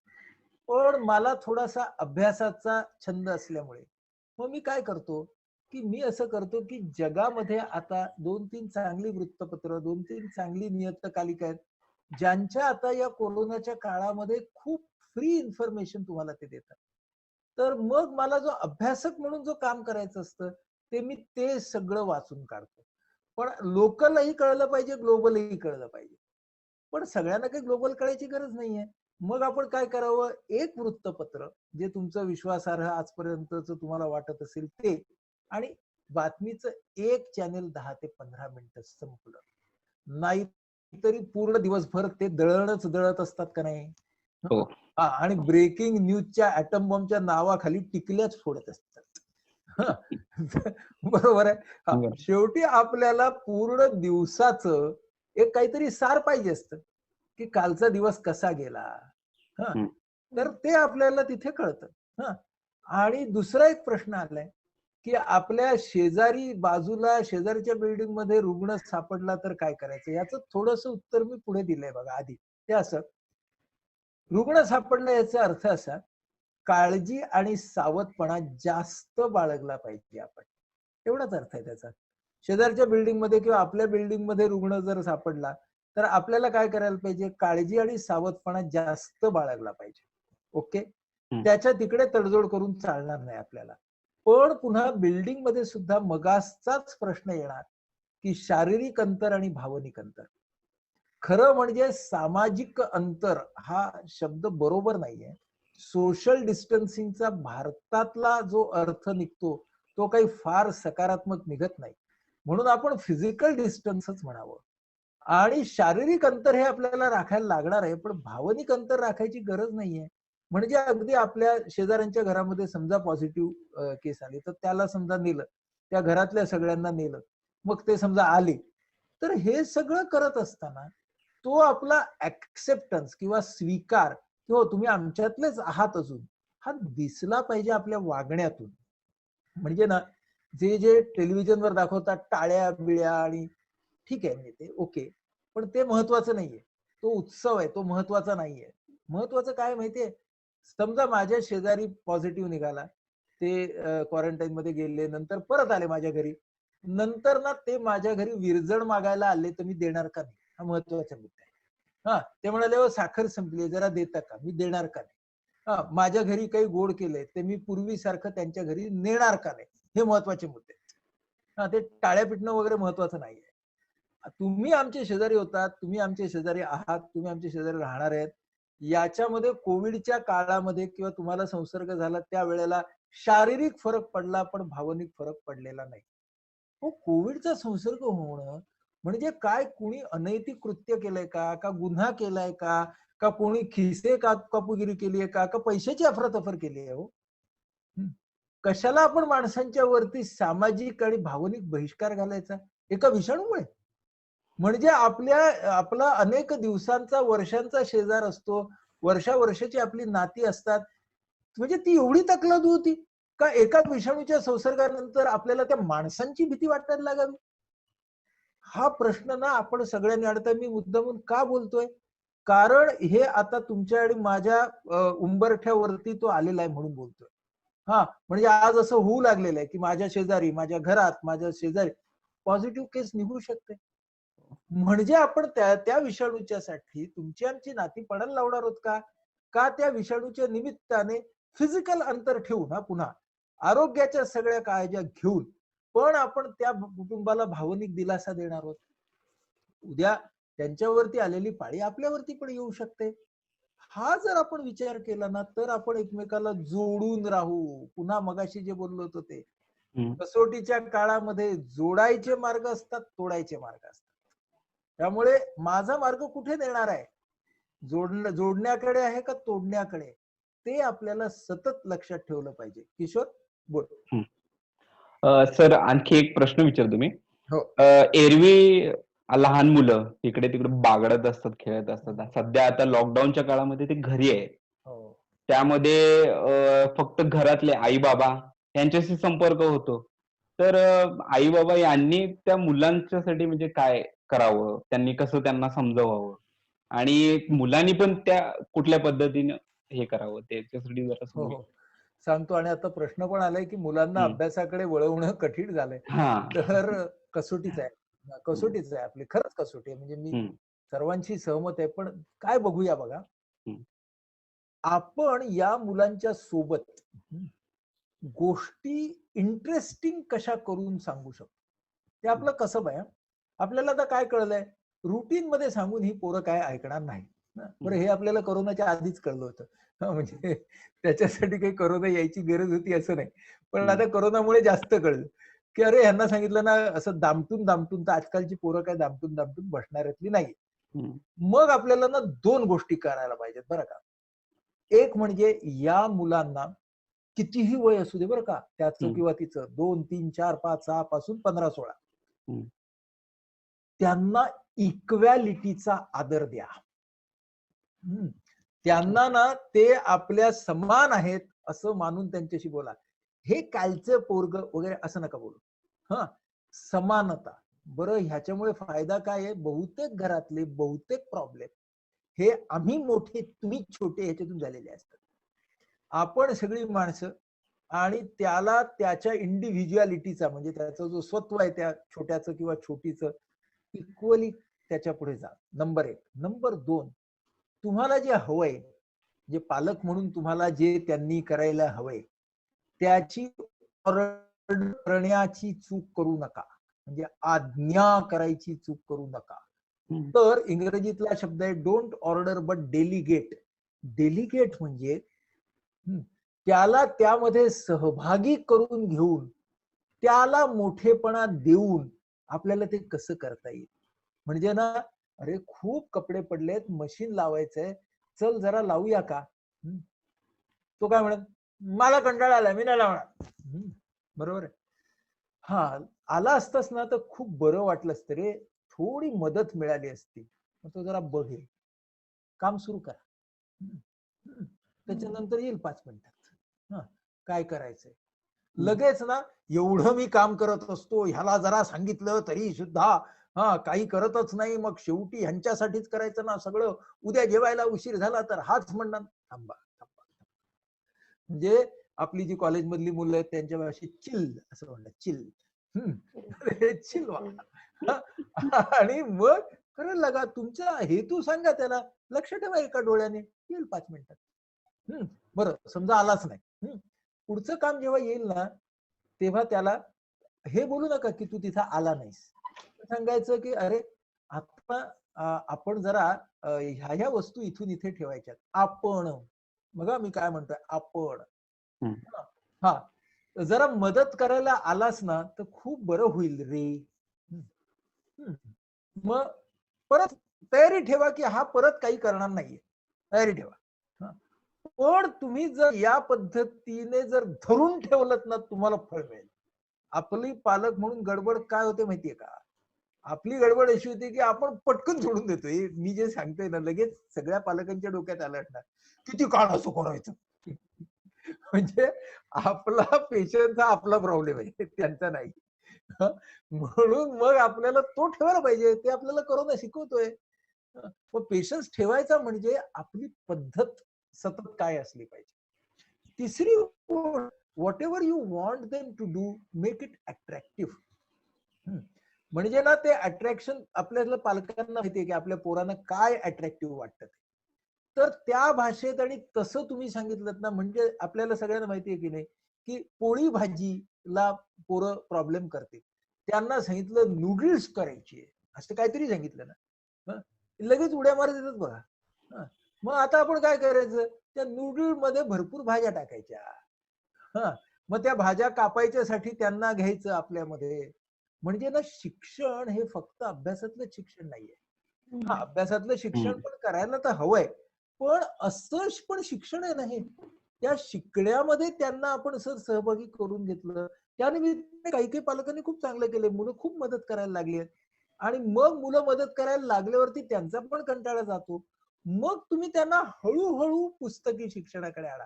आपलं कसं असतं माहितीये ना, आपण त्यांना जून महिना आला, मग शाळा सुरू होतील, मग काहीच केलेलं नाहीयेस, मग तिकडे काय दिवे लावणार आहेस. थांबा ना, थांबा.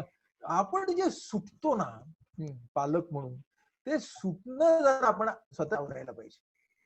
आणि मग माझं गोल काय, ह्याने थोडं पुस्तकातल्या अभ्यासाकडे पण वळलं पाहिजे. मग ह्याचा किंवा हिचा आवडता विषय कुठला आहे तिथून सुरुवात करा. कारण खूप दिवसात ना तुला त्या अमुक अमुक अमुक पुस्तकासोबत पाहिलं नाही, करतोयस ना, असं म्हणा. Let it be inquiry, not interrogation. मग तो म्हणेल नाही कंटाळा आला म्हणून नाही केलं, पण तो विषय तुला आवडतो ना खूप, काही हातात घेऊन बघ, हातात घेऊन बघ. उद्या मला 4 चॅप्टर झालेले दिसले पाहिजेत. कारण काय आहे मुलांचं, तुम्ही त्यांना ऑर्डर केलं ना 4 चॅप्टर काय, मी उघडणारच नाही ते जातात. कारण ही सगळी आपल्याला लक्षात येईल की ते बंडखोर, म्हणजे ते त्यांना कन्व्हिन्स झाल्याशिवाय ते करत नाही. बंडखोर काय, चांगल्या अर्थाने पण बंडखोर, कन्व्हिन्स झाल्याखेरीज ते करणार नाही. उघड पुस्तक, हे करत करत करत आपल्याला जायला लागणार बरं का मुलांच्या बाबतीत. त्यामुळे पेशन्स आपला खूप पणाला लागलाय, ही गोष्ट मला 100% मान्य आहे. पण आपलीच मुलं असल्यामुळे त्यातले मार्ग आपल्यालाच काढायचे आहेत. पण मुख्य मुद्दा अभ्यास पुस्तकातला आणि अभ्यास जीवनातला, हा दोन्ही करण्यासाठी आपल्याला त्यांना प्रवृत्त करायचंय, हे डोक्यात ठेवावं. किशोर. सोनाली मॅडम. किशोर 1 सेकंड ना, एक चॅट बॉक्स मध्ये वेगळा आणि छान प्रश्न आलाय, तो आय थिंक मी घेऊ इच्छिते. राजेंद्र सावंत असं विचारतायत की मनन चिंतन केल्यामुळे सकारात्मक ऊर्जा जागृत होऊन शरीरातील प्रतिकारशक्ती वाढते का? त्याचा उपयोग कितपत मानसिक संतुलनाला सहकार्य करू शकतो? खूप छान प्रश्न राजेंद्र सावंत तुम्ही विचारलाय. छान प्रश्न. या विषयावरती तुम्ही मगाशी मला माझं त्यांनी एक मनोगती.wordpress.com नावाचं ब्लॉग दाखवला. तर त्या ब्लॉग मध्ये मी भावना आणि रोगप्रतिकार शक्ती या विषयावरती एक खूप डिटेल लेख लिहिलाय. तो लोकसत्तेने प्रसिद्ध सुद्धा केलाय, पण तो माझ्या ब्लॉग मध्ये तुम्हाला वाचायला मिळेल, तो नक्की वाचा. मी थोडक्यात तुम्हाला 1-2 गोष्टी आता सांगतो. ते असं आहे की आपण जर सकारात्मक भावनांचं संगोपन केलं, बघा मी काय म्हणतोय, सकारात्मक भावनांचं संगोपन, ते सुद्धा जाणीवपूर्वक म्हणजे कॉन्शियसली, तर आपली प्रतिकार शक्ती वाढते असं सांगणाऱ्या अनंत शास्त्रीय चाचण्या, अनंत आहेत. त्या सगळ्याचं खूप इंटरेस्टिंग असा लेख तो माझा आहे, भावना आणि रोगप्रतिकार शक्ती असंच त्याचं नाव आहे. इतकं महत्वाचं आहे ते, आणि खास करून व्हायरसेस साठी की व्हायरसेसच्या साठी डाएट म्हणजे योग्य आहार, योग्य व्यायाम, स्मोकिंग आणि टोबॅको यूज सोडणं आणि सकारात्मकता, या या 4 गोष्टींना शास्त्रज्ञांनी इक्वल वेटेज दिलंय. म्हणजे लक्षात घ्या की भावनिकता ही आहारा इतकीच महत्वाची सांगितली आहे, व्यायामा इतकीच महत्वाची सांगितली आहे, व्यसन सोडण्या इतकीच महत्वाची सांगितली आहे. तेव्हा या दोन्ही गोष्टींचा संबंध आहेच आहे.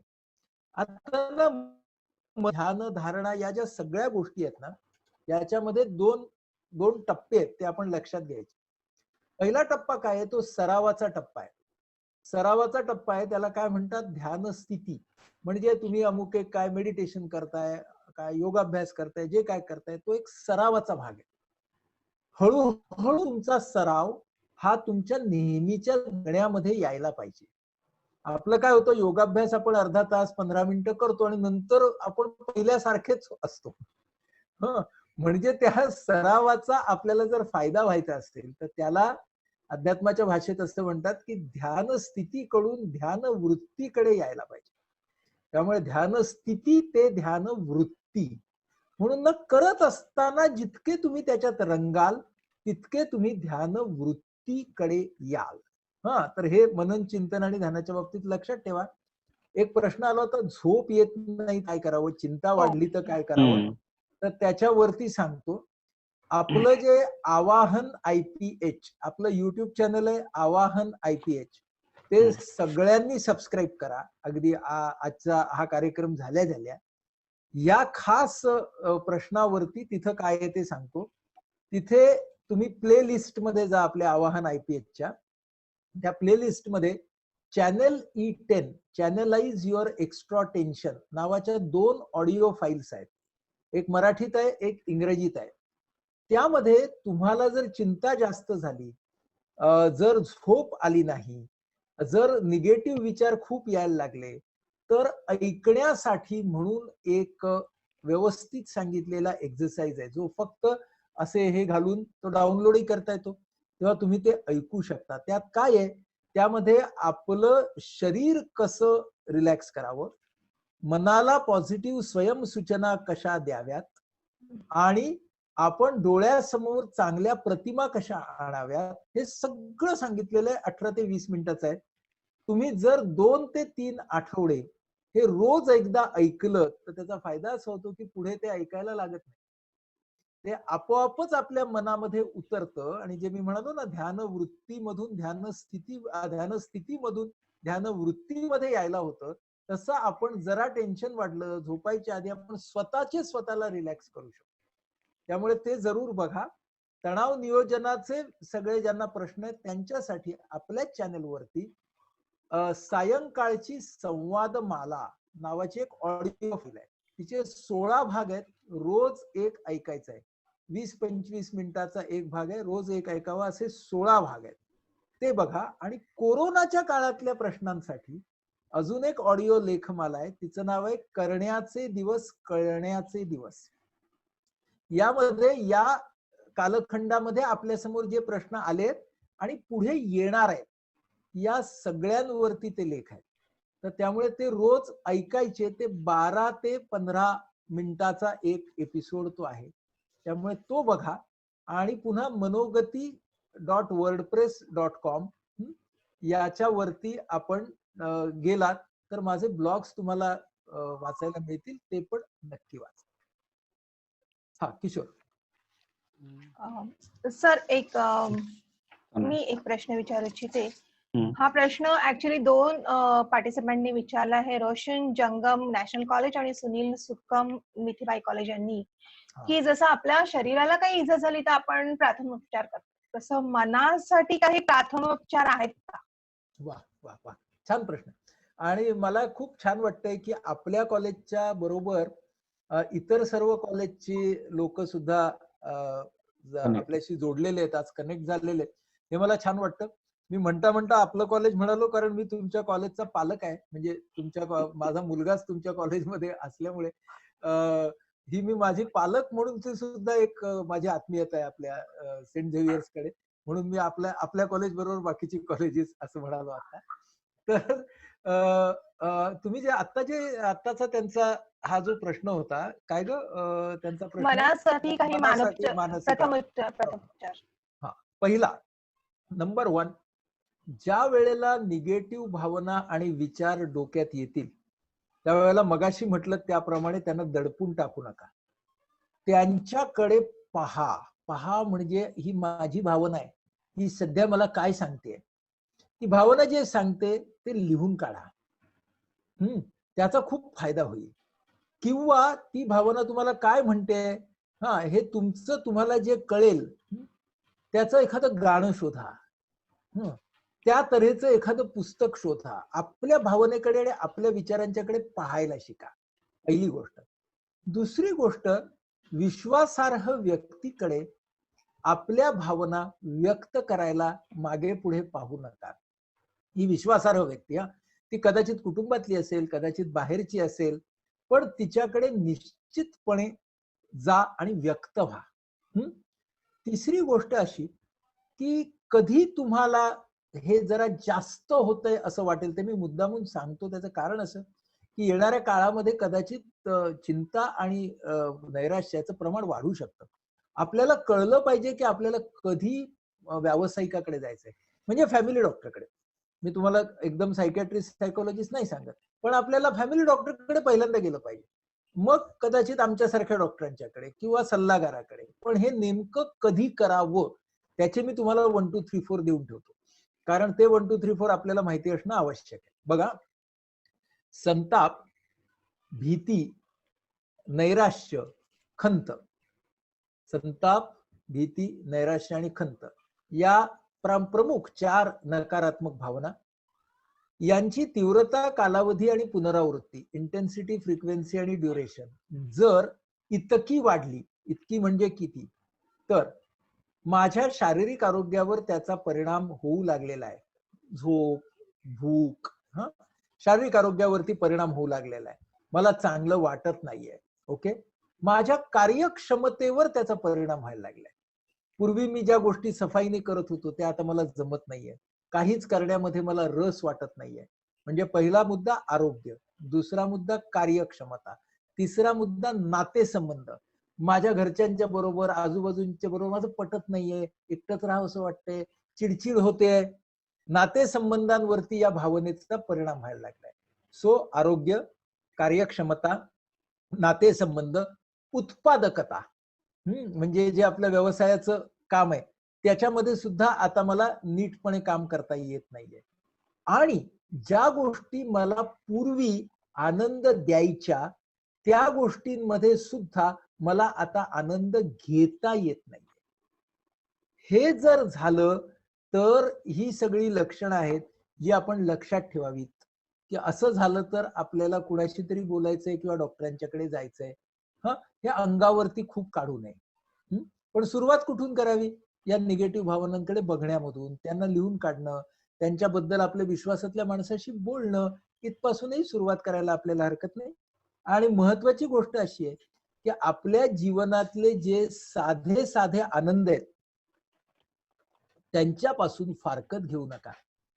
आपल्याला आनंद हा नेहमी किलोभरच लागतो, तर किलोभर नाही. तर आपल्याला आत्ताच्या आपल्या जीवनामध्ये 5 ग्रॅम आनंद जर निर्माण करता आला ना, तो करूया. मग 5 ग्रॅम असा 3-4 वेळा करूया. आपण काय करतो, किलोभर श्रीखंडाची वाट बघतो. म्हणून किलोभर श्रीखंड नाही मिळणार आपल्याला ना, चमचाभर पण नाही मिळणार, पण असं बोटभर तर मिळेल. मग तो माझा चांगला अनुभव ना मला तयार करता आला पाहिजे, त्याच्यात मला रस घेता आला पाहिजे. मग तो कितीही छोटा असला तरी चालेल. पण असे छोटे छोटे बघा, आनंद आपल्याला ना कुणी 1 किलो श्रीखंड उद्या कुरिअरने पाठवणार नाहीये आनंदाचं. आपलं श्रीखंड, आपला चक्का, आपलं दही, आणि असं करत करत आपल्याला ते एक एक असं चाखावं लागणार. म्हणजे आपल्याला आपले आनंददायी अनुभव स्वतःला तयार करायचे. घरच्यांसोबत सुद्धा सगळे कंटाळलेले आहेत म्हणा, कुठे आंबे मिळाले आताच्या काळामध्ये, कुठे भुईमुगाच्या शेंगा मिळाल्या, कुठे कलिंगड मिळालं, ह्या सगळ्याचा उत्सव करा. सगळ्याचा उत्सव करता येतो. वरण भाताचा, डाळ भाताचा उत्सव करता येतो. भाकरीचा आणि चटणीचा पण उत्सव करता येतो. ह्या सगळ्या गोष्टी पुन्हा दृष्टिकोनावरती आहे. त्यामुळे आपण सगळे खातोय एकत्र, चटणी भाकरी खातोय, छान खाऊया, गप्पा मारत खाऊया. त्यावेळेला सगळ्यांनी आपापले मोबाईल्स एका ताटामध्ये करून ते ताट बाजूला ठेवून द्यायचं. आता या वेळेला आम्ही मोबाईल वापरणार नाही असं पण म्हणायचं. हे सगळे 5-5 ग्रॅम श्रीखंड तयार करायचे मार्ग आहेत. म्हणून 5 ग्रॅम श्रीखंड तयार करूया, 1 किलो श्रीखंडाची वाट नको बघूया. किशोर. ना सर, एक प्रश्न बाहेरून आलाय. उर्मिला खांदे मॅडम, NMK हायस्कूल काळा चौकी, त्यांच्याकडून निवृत्त झाल्यावर आपले मानसिक स्वास्थ्य कसे जपावे. आणि त्याचबरोबर सर मला एक बोलायचं की लॉकडाऊन काळात बऱ्याच तरुणांच्या जॉब गेलेले आहेत, त्यांचे पण मानसिक स्वास्थ्य थोडंसं बिघडलेलं असेल, तर त्यांनी थोडंसं त्याच्याकडे लक्ष देण्यासाठी काय करावं, काय उपाययोजना. दोन्ही प्रश्नांवरती बोलूया. हो. पहिल्या या ज्या आपल्या निवृत्त झालेले आहेत ना मॅडम, तर त्यांना काय लक्षात घेतलं पाहिजे की तुम्ही फक्त तुमच्या नोकरीतून निवृत्त झाला आहात, जीवनातून निवृत्त नाही झालेला. म्हणजेच काय, नवीन शिका. म्हणजे हे शास्त्रीय संशोधन पण सांगतं बरं का, ज्येष्ठ नागरिक जितके नवीन शिकतील तेवढा त्यांच्या मेंदूला होणारा रक्तपुरवठा सुद्धा चांगला राहतो. त्यामुळं हे सर्व ज्येष्ठ नागरिकांनी शिकणं आवश्यक आहे. आमच्या संस्थेमध्ये ठाण्याला आम्ही ज्येष्ठ नागरिकांच्या साठी एक सप्त सोपान नावाचं डे केअर सेंटर चालवतो, जिकडे आम्ही 16-18 प्रकारचे क्लासेस चालवतो आमच्या सगळ्या ज्येष्ठ नागरिकांसाठी. आनंदाची गोष्ट अशी, आमच्याकडे जवळजवळ 250 ज्येष्ठ नागरिक येतात. आता लॉकडाऊनच्या काळात आमचे जवळजवळ 80-90 ज्येष्ठ नागरिकांसोबत आम्ही ऑनलाईन सेशन्स घेतोय या न्यू लर्निंगची. म्हणजे आमचे सगळे क्लासेस चालू आहेत ना, ऑनलाईन चालू आहेत आता. त्यामुळे पूर्वी ते आमची मोठी लायब्ररी पण आहे तिकडे, सगळे छान आहे, पण आता ते येऊ शकत नाहीयेत, पण निदान घरात राहू. त्यामुळे नवीन शिकणं ही फार महत्वाची गोष्ट आहे. जे सगळे ज्येष्ठ वयातले लोक आहेत त्यांच्यासाठी, आणि आवडीचं शिका. आता काय आपल्यावर सक्ती नाहीये. बरं, आता आपल्याला काही शिकून काय पुढे काय 4 चांद लावायचे नाहीये. आनंदासाठी शिकूया, आनंदासाठी नवीन शिकूया, प्रावीण्य आपोआप येईल. हा त्यांच्यासाठीचा भाग. आणि जी तरुण मुलं आहेत ज्यांचे जॉब जात आहेत, तर त्याकडे मला असं वाटतं असं पाहावं, या काळामध्ये खरं म्हणजे उद्योजकतेला पण संधी आहे. फक्त ती उद्योजकता कुठे वापरायची ते शोधायला पाहिजे. म्हणजे कदाचित उद्या याच्यातून नवा तरुण उद्योजक बाहेर येऊ शकतो. फक्त आता या सगळ्या काळामध्ये गरज कुठे, कुठल्या गोष्टीची आणि कशी आहे याच्यावरती तरुणांनी लक्ष ठेवलं पाहिजे. त्याचं कारण असं आहे की जॉब्स आपल्याला किती प्रमाणात आणि कधी मिळणार आहेत हे तुम्हाला आणि मला आज माहित नाही. पण आपलं हिकमती डोकं कसं वापरायचं, एकत्र येऊन वापरू. एकाचं नको, 10 लोकांचं डोकं एकत्र आणू. पण ते जर आज त्यांनी केलं तर याच्यामधून उद्याचे खूप सारे उद्योजक तयार होऊ शकतात. म्हणजे आपल्याला त्यांनी माझी नोकरी गेली याचा अर्थ माझं भविष्य संपलं असा विचार नाही करायचा. माझी ही नोकरी गेली आणि ही नोकरी गेली याचा अर्थ जगातल्या सगळ्या नोकऱ्या नाही गेल्या. बरं, जगातल्या सगळ्या नोकऱ्या गेल्या तर मी माझी नोकरी तयार करेन, मी माझा व्यवसाय करेन. बरं, तो व्यवसाय आत्ता खूप वाढला नाही तरी त्याने मला अस्तित्वासाठी जरी तेवढी मदत केली तरी ती आज मला चालेल, मी उद्या वाढवेन. असं आपल्याला करायला लागणार आहे, खास करून तरुणांना. म्हणजे तरुणांच्या साठी पेशन्स साठी ही खूप महत्वाची. पण पेशन्स याच्यासाठी कर्तृत्व शोधलं तर तुम्हाला सापडेल. तुम्हाला गमतीची गोष्ट सांगतो, जगामध्ये ज्या वेळेला मोठी मोठी महायुद्ध झाली त्याच वेळेला जगामध्ये उद्योजकता सुद्धा जन्माला आली. म्हणजे कसोटीचा काळ हा एका बाजूने माणसाला नामोहरम करणारा आहे, पण कसोटीचा काळ हा दुसऱ्या बाजूने माणसांमधल्या या तऱ्हेच्या कर्तृत्वाला हा उजाळा देणारा पण आहे. ही गोष्ट आपण नक्की लक्षात ठेवा. किशोर. सोनाली मॅडम. सर, एक मिठीबाई कॉलेजच्या बीना हेमनानी यांचा प्रश्न आहे थोडासा वेगळा वाटला मला की why can't we concentrate on our prayers nowadays. Very nice question. Yeah. Because there are too many distractions, and there are two types of distractions. There are external distractions and there are internal distractions. प्रार्थनेवरती आपलं मन का नाही लागत? ते एक तर बाहेरची काही डिस्ट्रॅक्शन्स येतात. हा, म्हणजे तरी शांतता पूर्वीपेक्षा चांगली आहे बरं का आता. पण आणि देर आर इंटरनल डिस्ट्रॅक्शन्स, म्हणजे आपलेच विचार आपल्याला प्रार्थनेतून डिस्ट्रॅक्ट करतात. अशा वेळेला काय करावं? तर अशा वेळी प्रार्थना मनाशी म्हणण्यापेक्षा ती ऐकावी, दुसऱ्या कुणाच्या कडून तरी ऐकावी, किंवा ती प्रार्थना समूहामध्ये म्हणावी. एकट्यानं खूप डिस्ट्रॅक्शन येतं, खूप सारे जण मिळून आपण जर प्रार्थना म्हणायला लागलो तर प्रार्थनेचं बळ चांगलं येतं. त्यामुळे ती दुसरीकडून ऐकावी, सगळ्यांनी मिळून म्हणावी. त्या प्रार्थनेचा शब्द नाही कळला तरी चालेल, पण त्याचा जो सूर आहे, प्रत्येक प्रार्थनेला एक रिदम असतो, तर त्या रिदम बरोबर मनाला ठेवावं. अर्थ नाही कळला त्यावेळेला तरी चालेल. आणि मग प्रार्थनेमध्ये सुद्धा बदल आणावेत. प्रार्थनेचं रुटीन होतंय का ते बघावं. प्रार्थनेमधला भाव महत्वाचा आहे. प्रार्थनेमधली गीत किंवा शब्द, तुम्ही कुठल्याही धर्माचे असाल तरी ह्याच्यामध्ये खूप सारी व्हरायटी आहे. सर्व धर्मांमध्ये ती आहे. ख्रिश्चॅनिटीमध्ये आहे, हिंदू धर्मात आहे, कितीतरी आहे ना. मग त्याच्यात व्हरायटी आणा, म्हणजे डिस्ट्रॅक्शन कमी होईल. आणि सगळ्यात महत्वाची गोष्ट काय आहे की प्रार्थना ऐकायची, म्हणजे बाहेरची प्रार्थना ऐकायची, आणि नंतर ना ती आतमध्ये गुणगुणत राहायला पाहिजे.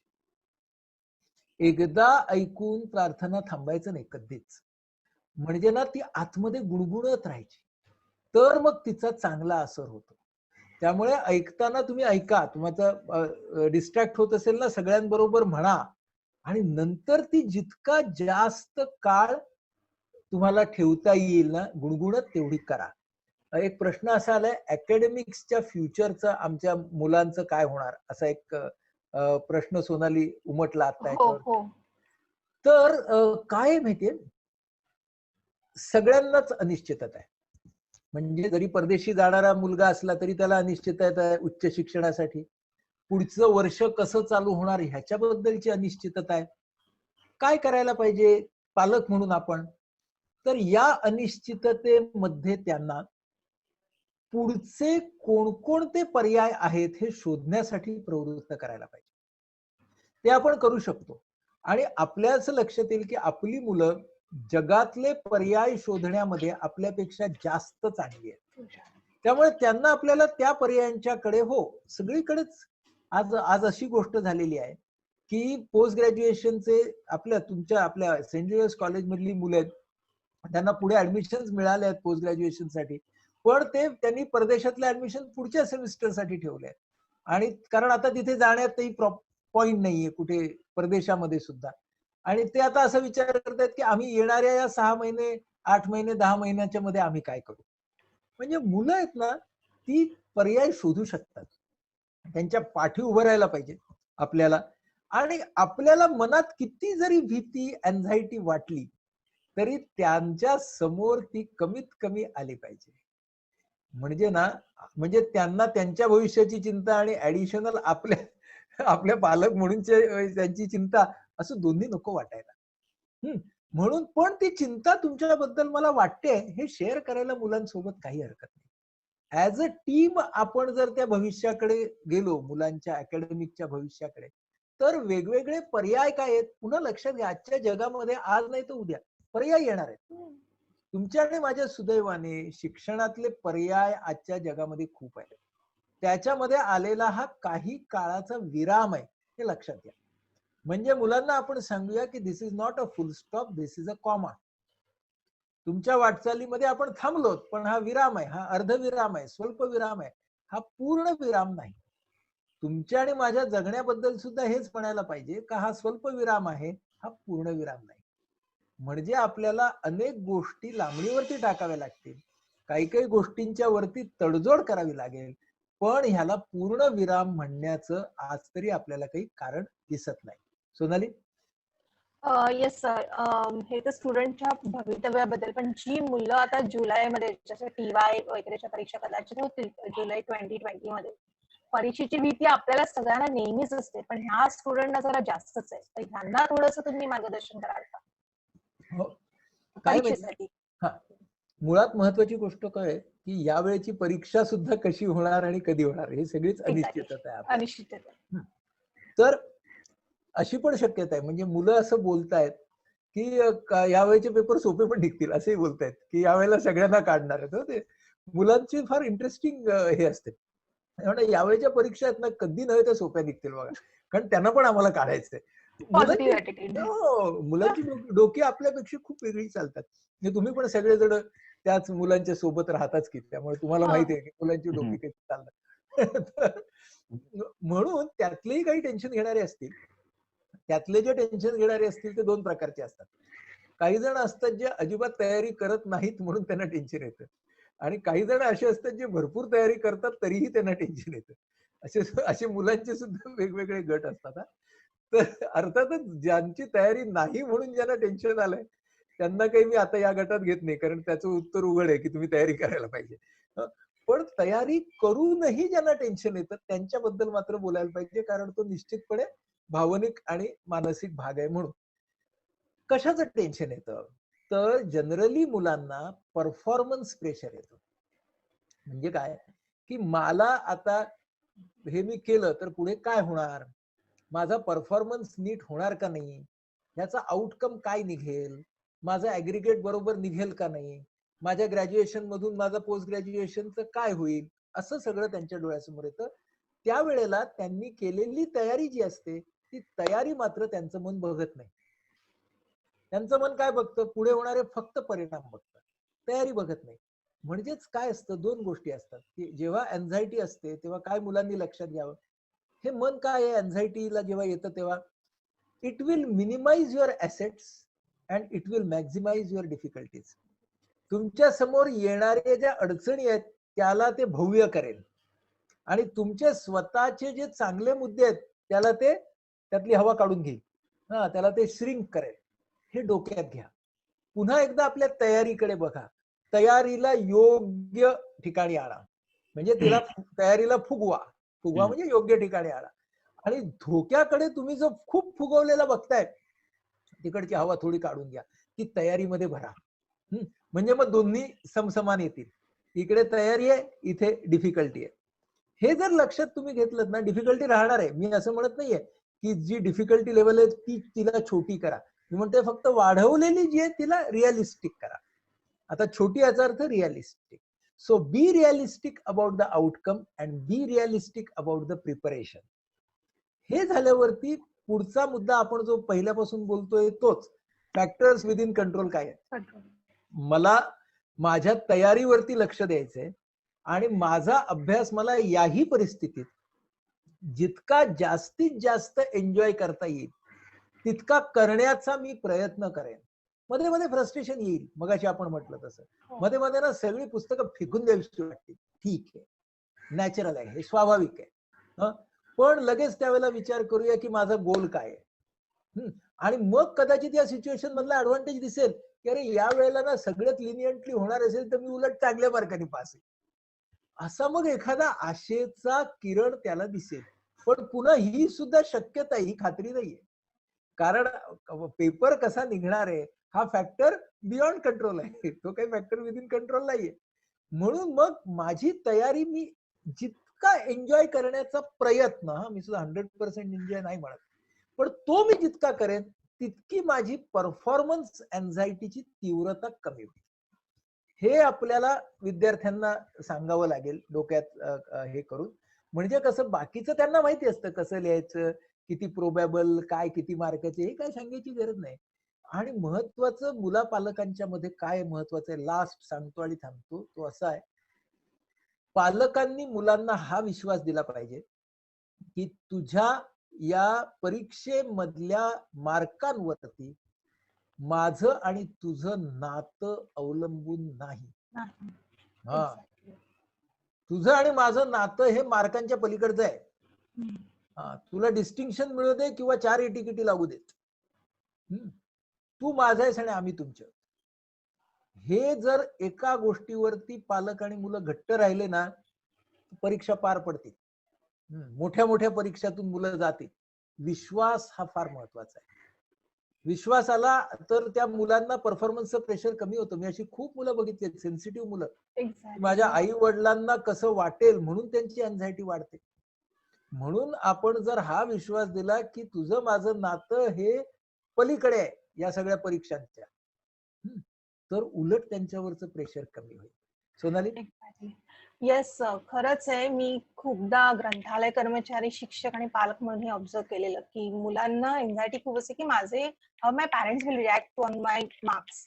तर तुम्ही सांगितलेलं खरंच खूप छान माहिती दिली. असं मी खूप साध्या पोळ्यांचं उदाहरण वगैरे अगदी समर्पक उदाहरणांनी तुम्ही आम्हाला पटवून दिलं आणि खरंच आमच्या मनावरची जी मरगळ होती ती पूर्णपणे झटकली गेली. एका नवीन एनर्जीने आम्ही कामाला लागू. एक मानसोपचार तज्ञ, लेखक, मार्गदर्शक, सामाजिक कार्यकर्ते म्हणूनची तुमची ओळख आहे. तुमच्याशी कितीही गप्पा मारण्याची अजून इच्छा असेल तरी सुद्धा आपल्याला वेळेचं भान ठेवायलाच पाहिजे. त्यामुळे मी आता हे सेशन आपल्या पुढच्या कार्यक्रमासाठी डॉक्टर प्रशांत दत्तपारखी यांना याच्याकडे हँडओव्हर करते. Handover to you, Prashant sir. Hello Prashant sir. Prashant sir, unmute yourself. Sonali? Yes madam. Sir, तुमची परवानगी असेल तर एक प्रश्न मी विचारू? विचार की. या. आपण काय हे सेशन घड्याळाकडे बघून करत नाही आहोत. हो, आपल्याकडे 6 वाजेपर्यंत वेळ आहे. सो एक क्विक क्वेश्चन. आता सध्या परिस्थितीत अगदी जीवनशैली आपली बदलली आहे. सगळं ऑनलाईन करत आहोत आपण आणि त्यामुळे आता शिक्षक म्हणून आम्हाला सांगितलं गेलं आहे की आम्ही आमचा सिलेबस सगळं कंटेंट मध्ये कन्वर्ट करावा. त्यामुळे मोबाईल असो किंवा लॅपटॉप असो ह्यावर आमचा खूप वेळ जातोय आणि तसंच इतरांचंही घरून वर्क फ्रॉम होम करत आहेत, सर्व मीटिंग्स करत आहेत. तर या इलेक्ट्रॉनिक उपकरणं वापरण्यामुळे आपल्या मनावर काही परिणाम होतो का आणि तो कसा आम्ही कमी करू शकतो? माया, चांगला प्रश्न आहे. बघा, थोडक्या वेळामध्ये एक पटकन सूत्र सांगतो स्क्रीनच्या यूज बद्दलची, ती सगळ्यांना उपयुक्त ठरतील. माझ्या हाताची 5 बोटं, हे 5 बोटं म्हणजे स्क्रीनचे 5 उपयोग आहेत. त्यातला हा अंगठा म्हणजे टीपी, टाइमपास, ज्याच्यासाठी आपण स्क्रीन वापरतो. दुसरा म्हणजे गेम्स बिम्स खेळतो ना, तो सगळा टाइमपास, पत्ते बित्ते खेळतात लोक, तो. हे आहे सोशलायझेशन, संपर्क राखण्यासाठी लोकांच्या सोबत, मित्रांसोबत सोशलायझेशन, दुसरा यूज. तिसरा यूज आहे एंटरटेनमेंट म्हणजे मनोरंजन. चौथा यूज आहे, तुम्ही सगळे शिक्षण क्षेत्रातले आहात म्हणून त्याला म्हणतो एज्युटेनमेंट. एज्युटेनमेंट म्हणजे ज्ञानरंजन. It's not only empty entertainment but has something to give along with it, म्हणून त्याला एज्युटेनमेंट. 5वा आहे एज्युकेशन. म्हणजे एज्युकेशन याचा अर्थ मला ज्या विषयामध्ये खूप रस आहे त्या विषयाचा मी केलेला अभ्यास, त्यासाठी वापरलेला स्क्रीन. सो बघा, टाइमपास, सोशलायझेशन, एंटरटेनमेंट, एज्युटेनमेंट आणि एज्युकेशन. ठीक आहे. आणि आता हा जो तळवा आहे 5 बोटांच्या खाली, तो आहे occupational use of your screen. म्हणजे तुम्ही एक्झिक्युटिव्ह असाल, शिक्षक असाल किंवा विद्यार्थी असाल, हा तळवा हा कंपल्सरी आहे. म्हणजे हा यूज तुम्हाला करायला लागणारच आहे. ह्या 5 बोटांचं काय करायचं हे ठरवायचंय. ओके, म्हणजे धिस इज युअर बेस आणि या 5 बोटांचं काय करायचं ते आपल्याला ठरवायचं आहे. मग आता त्याच्यातली 2-3 सर्वसाधारण सूत्र अशी आहेत की या दोघांना नेहमी कमीत कमी ठेवा. टीपी आणि सोशलायझेशन कमीत ठेवा. एज्युटेनमेंटचे जास्त मार्ग शोधा. एंटरटेनमेंट मर्यादित, ती पण लागते, टाइमपास कधीतरी आपल्याला विनोदी पिक्चर वगैरे लागतं, पण एज्युटेनमेंट वाढवा. म्हणजे जे माझ्या विषयाचं पण आहे आणि ज्याच्यामध्ये इंटरेस्ट पण आहे अशा गोष्टी करा. आणि एज्युकेशन जे आहे म्हणजे हे दोन वाढवा, एज्युटेनमेंट आणि एज्युकेशन वाढवा. हा जर आपण एक व्यवस्थित बॅलन्स स्वतः आणि तो तपासून बघा, हा कायमचा नाहीये, हा बदलणार आहे. त्यामुळे हे मॉडेल जे आहे ते सतत जर आपण वापरलं, पाम अँड 5 फिंगर्स, तर दे गाईड युअर स्क्रीन यूज. आणि महत्वाचं असं मग एकच गोष्ट राहते की हे सगळं बंद करून कधी ठेवायचं. तर असा पण वेळ पाहिजे की ज्या वेळेला हे पूर्ण बंद केलेलं आणि असं ठेवलेलं आहे. हा, मग त्या वेळामध्ये 2 वेळ आहेत. असा पर्सनल टाइम पाहिजे मिटलेला आणि असा फॅमिली टाइम पाहिजे मिटलेला. म्हणून उघडलेला टाइम असा वापरायचा आणि बंद टाइमचे 2 भाग करायचे की पर्सनल बंद आणि फॅमिली बंद. Yes sir. Thank you sir. खूपच छान मार्गदर्शन केलं आपण. प्रशांत सर हो प्रशांत सर, मी आणखीन एक क्विक क्वेश्चन छोटासा, कारण सरांची CV वाचताना IPHच्या उपक्रमामध्ये मला एक ग्रुप इंटरॅक्शन्स याबद्दल मी वाचलं सर. तर त्यात तुम्ही आमचे जे आदिवासी बांधव आहेत त्यांच्याकडनं स्पोर्ट्स पर्सनना ट्रेनिंग देता. तर हे मला खूप वेगळं वाटलं, तर त्याबद्दल 2 शब्दात सांगाल का? नाही, ते काय आहे, मी म्हणजे वेगवेगळ्या गटांबरोबर काम करतो असं त्याचा अर्थ आहे. म्हणजे त्यातलं एक, जसं आम्ही सर्च नावाची संस्था आहे तर तिच्यासोबत काम करतो, ते गडचिरोलीचं काम आहे. आणि आता जे आम्ही ऍथलीट्स बरोबर काम करतो, तर आम्ही जवळजवळ 17 खेळांमधल्या 150 ऍथलीट सोबत काम करतो. आमचे साधारण 20 ते 25 आज इंटरनॅशनल्स आहेत की जे भारताला रिप्रेझेंट करतात वेगवेगळ्या खेळांमध्ये. तर त्या मुलांना त्यांची भावनिक क्षमता वाढवायची कशी, आणि बऱ्याच वेळेला शारीरिक क्षमता असते, कौशल्य असतं, पण जो आपण नेहमीच म्हणतो ना, भारताला पदकं का मिळत नाहीत, कारण ते योग्य वेळेला ती भावनिकता योग्य पद्धतीने राहत नाही. तर ते जर आपण आणू शकलो तर आपल्याला हे वाढवता येईल का, अशा दृष्टीनं आम्ही गेली जवळजवळ 15 वर्ष या स्पोर्ट्समन सोबत काम करतोय. Thank you sir. प्रशांत सर.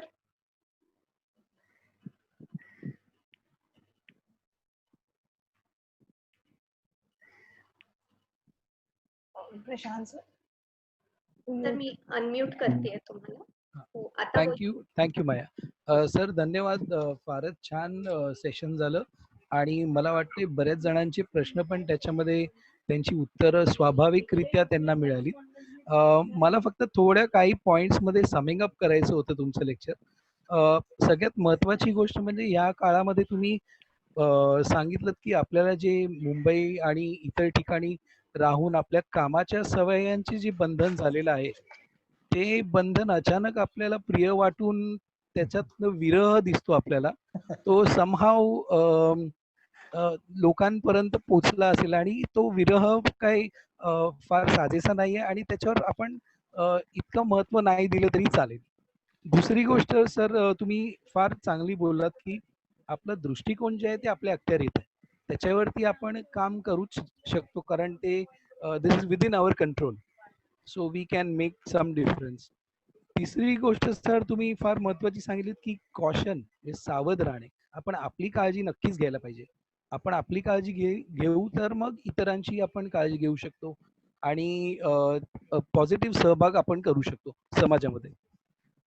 सगळ्यात महत्वाचा एक मला यावेळेला लक्षात आलेली गोष्ट की तुम्ही सवयी ज्या म्हणतात त्यांचे वेगवेगळे गिअर्स आम्हाला समोर आणलेत तुम्ही, आणि ऑब्विसली दरवेळेला काय 5व्या गिअरमध्ये जायची काहीच गरज नाहीये.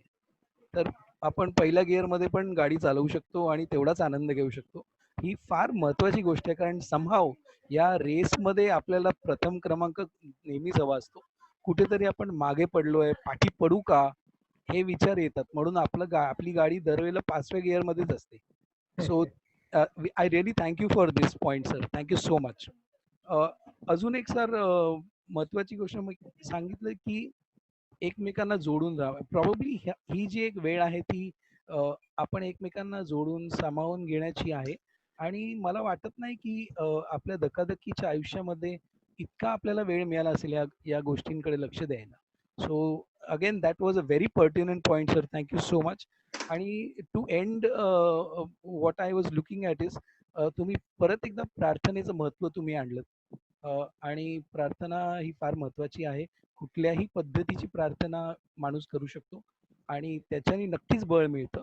आत्मिक बळ मिळतं. प्रॉबब्ली प्रॉब्लेम्स कमी होत नाहीत, पण आपली क्षमता वाढते आणि ही या काळाची गरज आहे.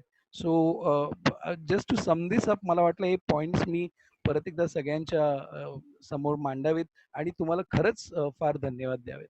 Thank you so much sir. Over to you Maya. Thank you. Thank you Prashant sir. Doctor Anand Nadkarni, तुम्ही आमचे निमंत्रण स्वीकारून आमच्या बरोबर ही हितगुज साधली याबद्दल आपले खूप खूप आभार सर. आम्हाला खूप चांगलं मार्गदर्शन केलं तुम्ही. आणि आता थँक्यू सर. आणि सेशनची सांगता करण्याआधी मला वोट ऑफ थँक्स द्यायचं आहे ते डॉक्टर राजेंद्र शिंदे आमचे principal sir, doctor Karuna Gokarn madam आमच्या vice principal academics, doctor Nandita Mangalur या आमच्या IQACच्या हेड आहेत, डॉक्टर सीमा दास या head of the department of life science and biochemistry.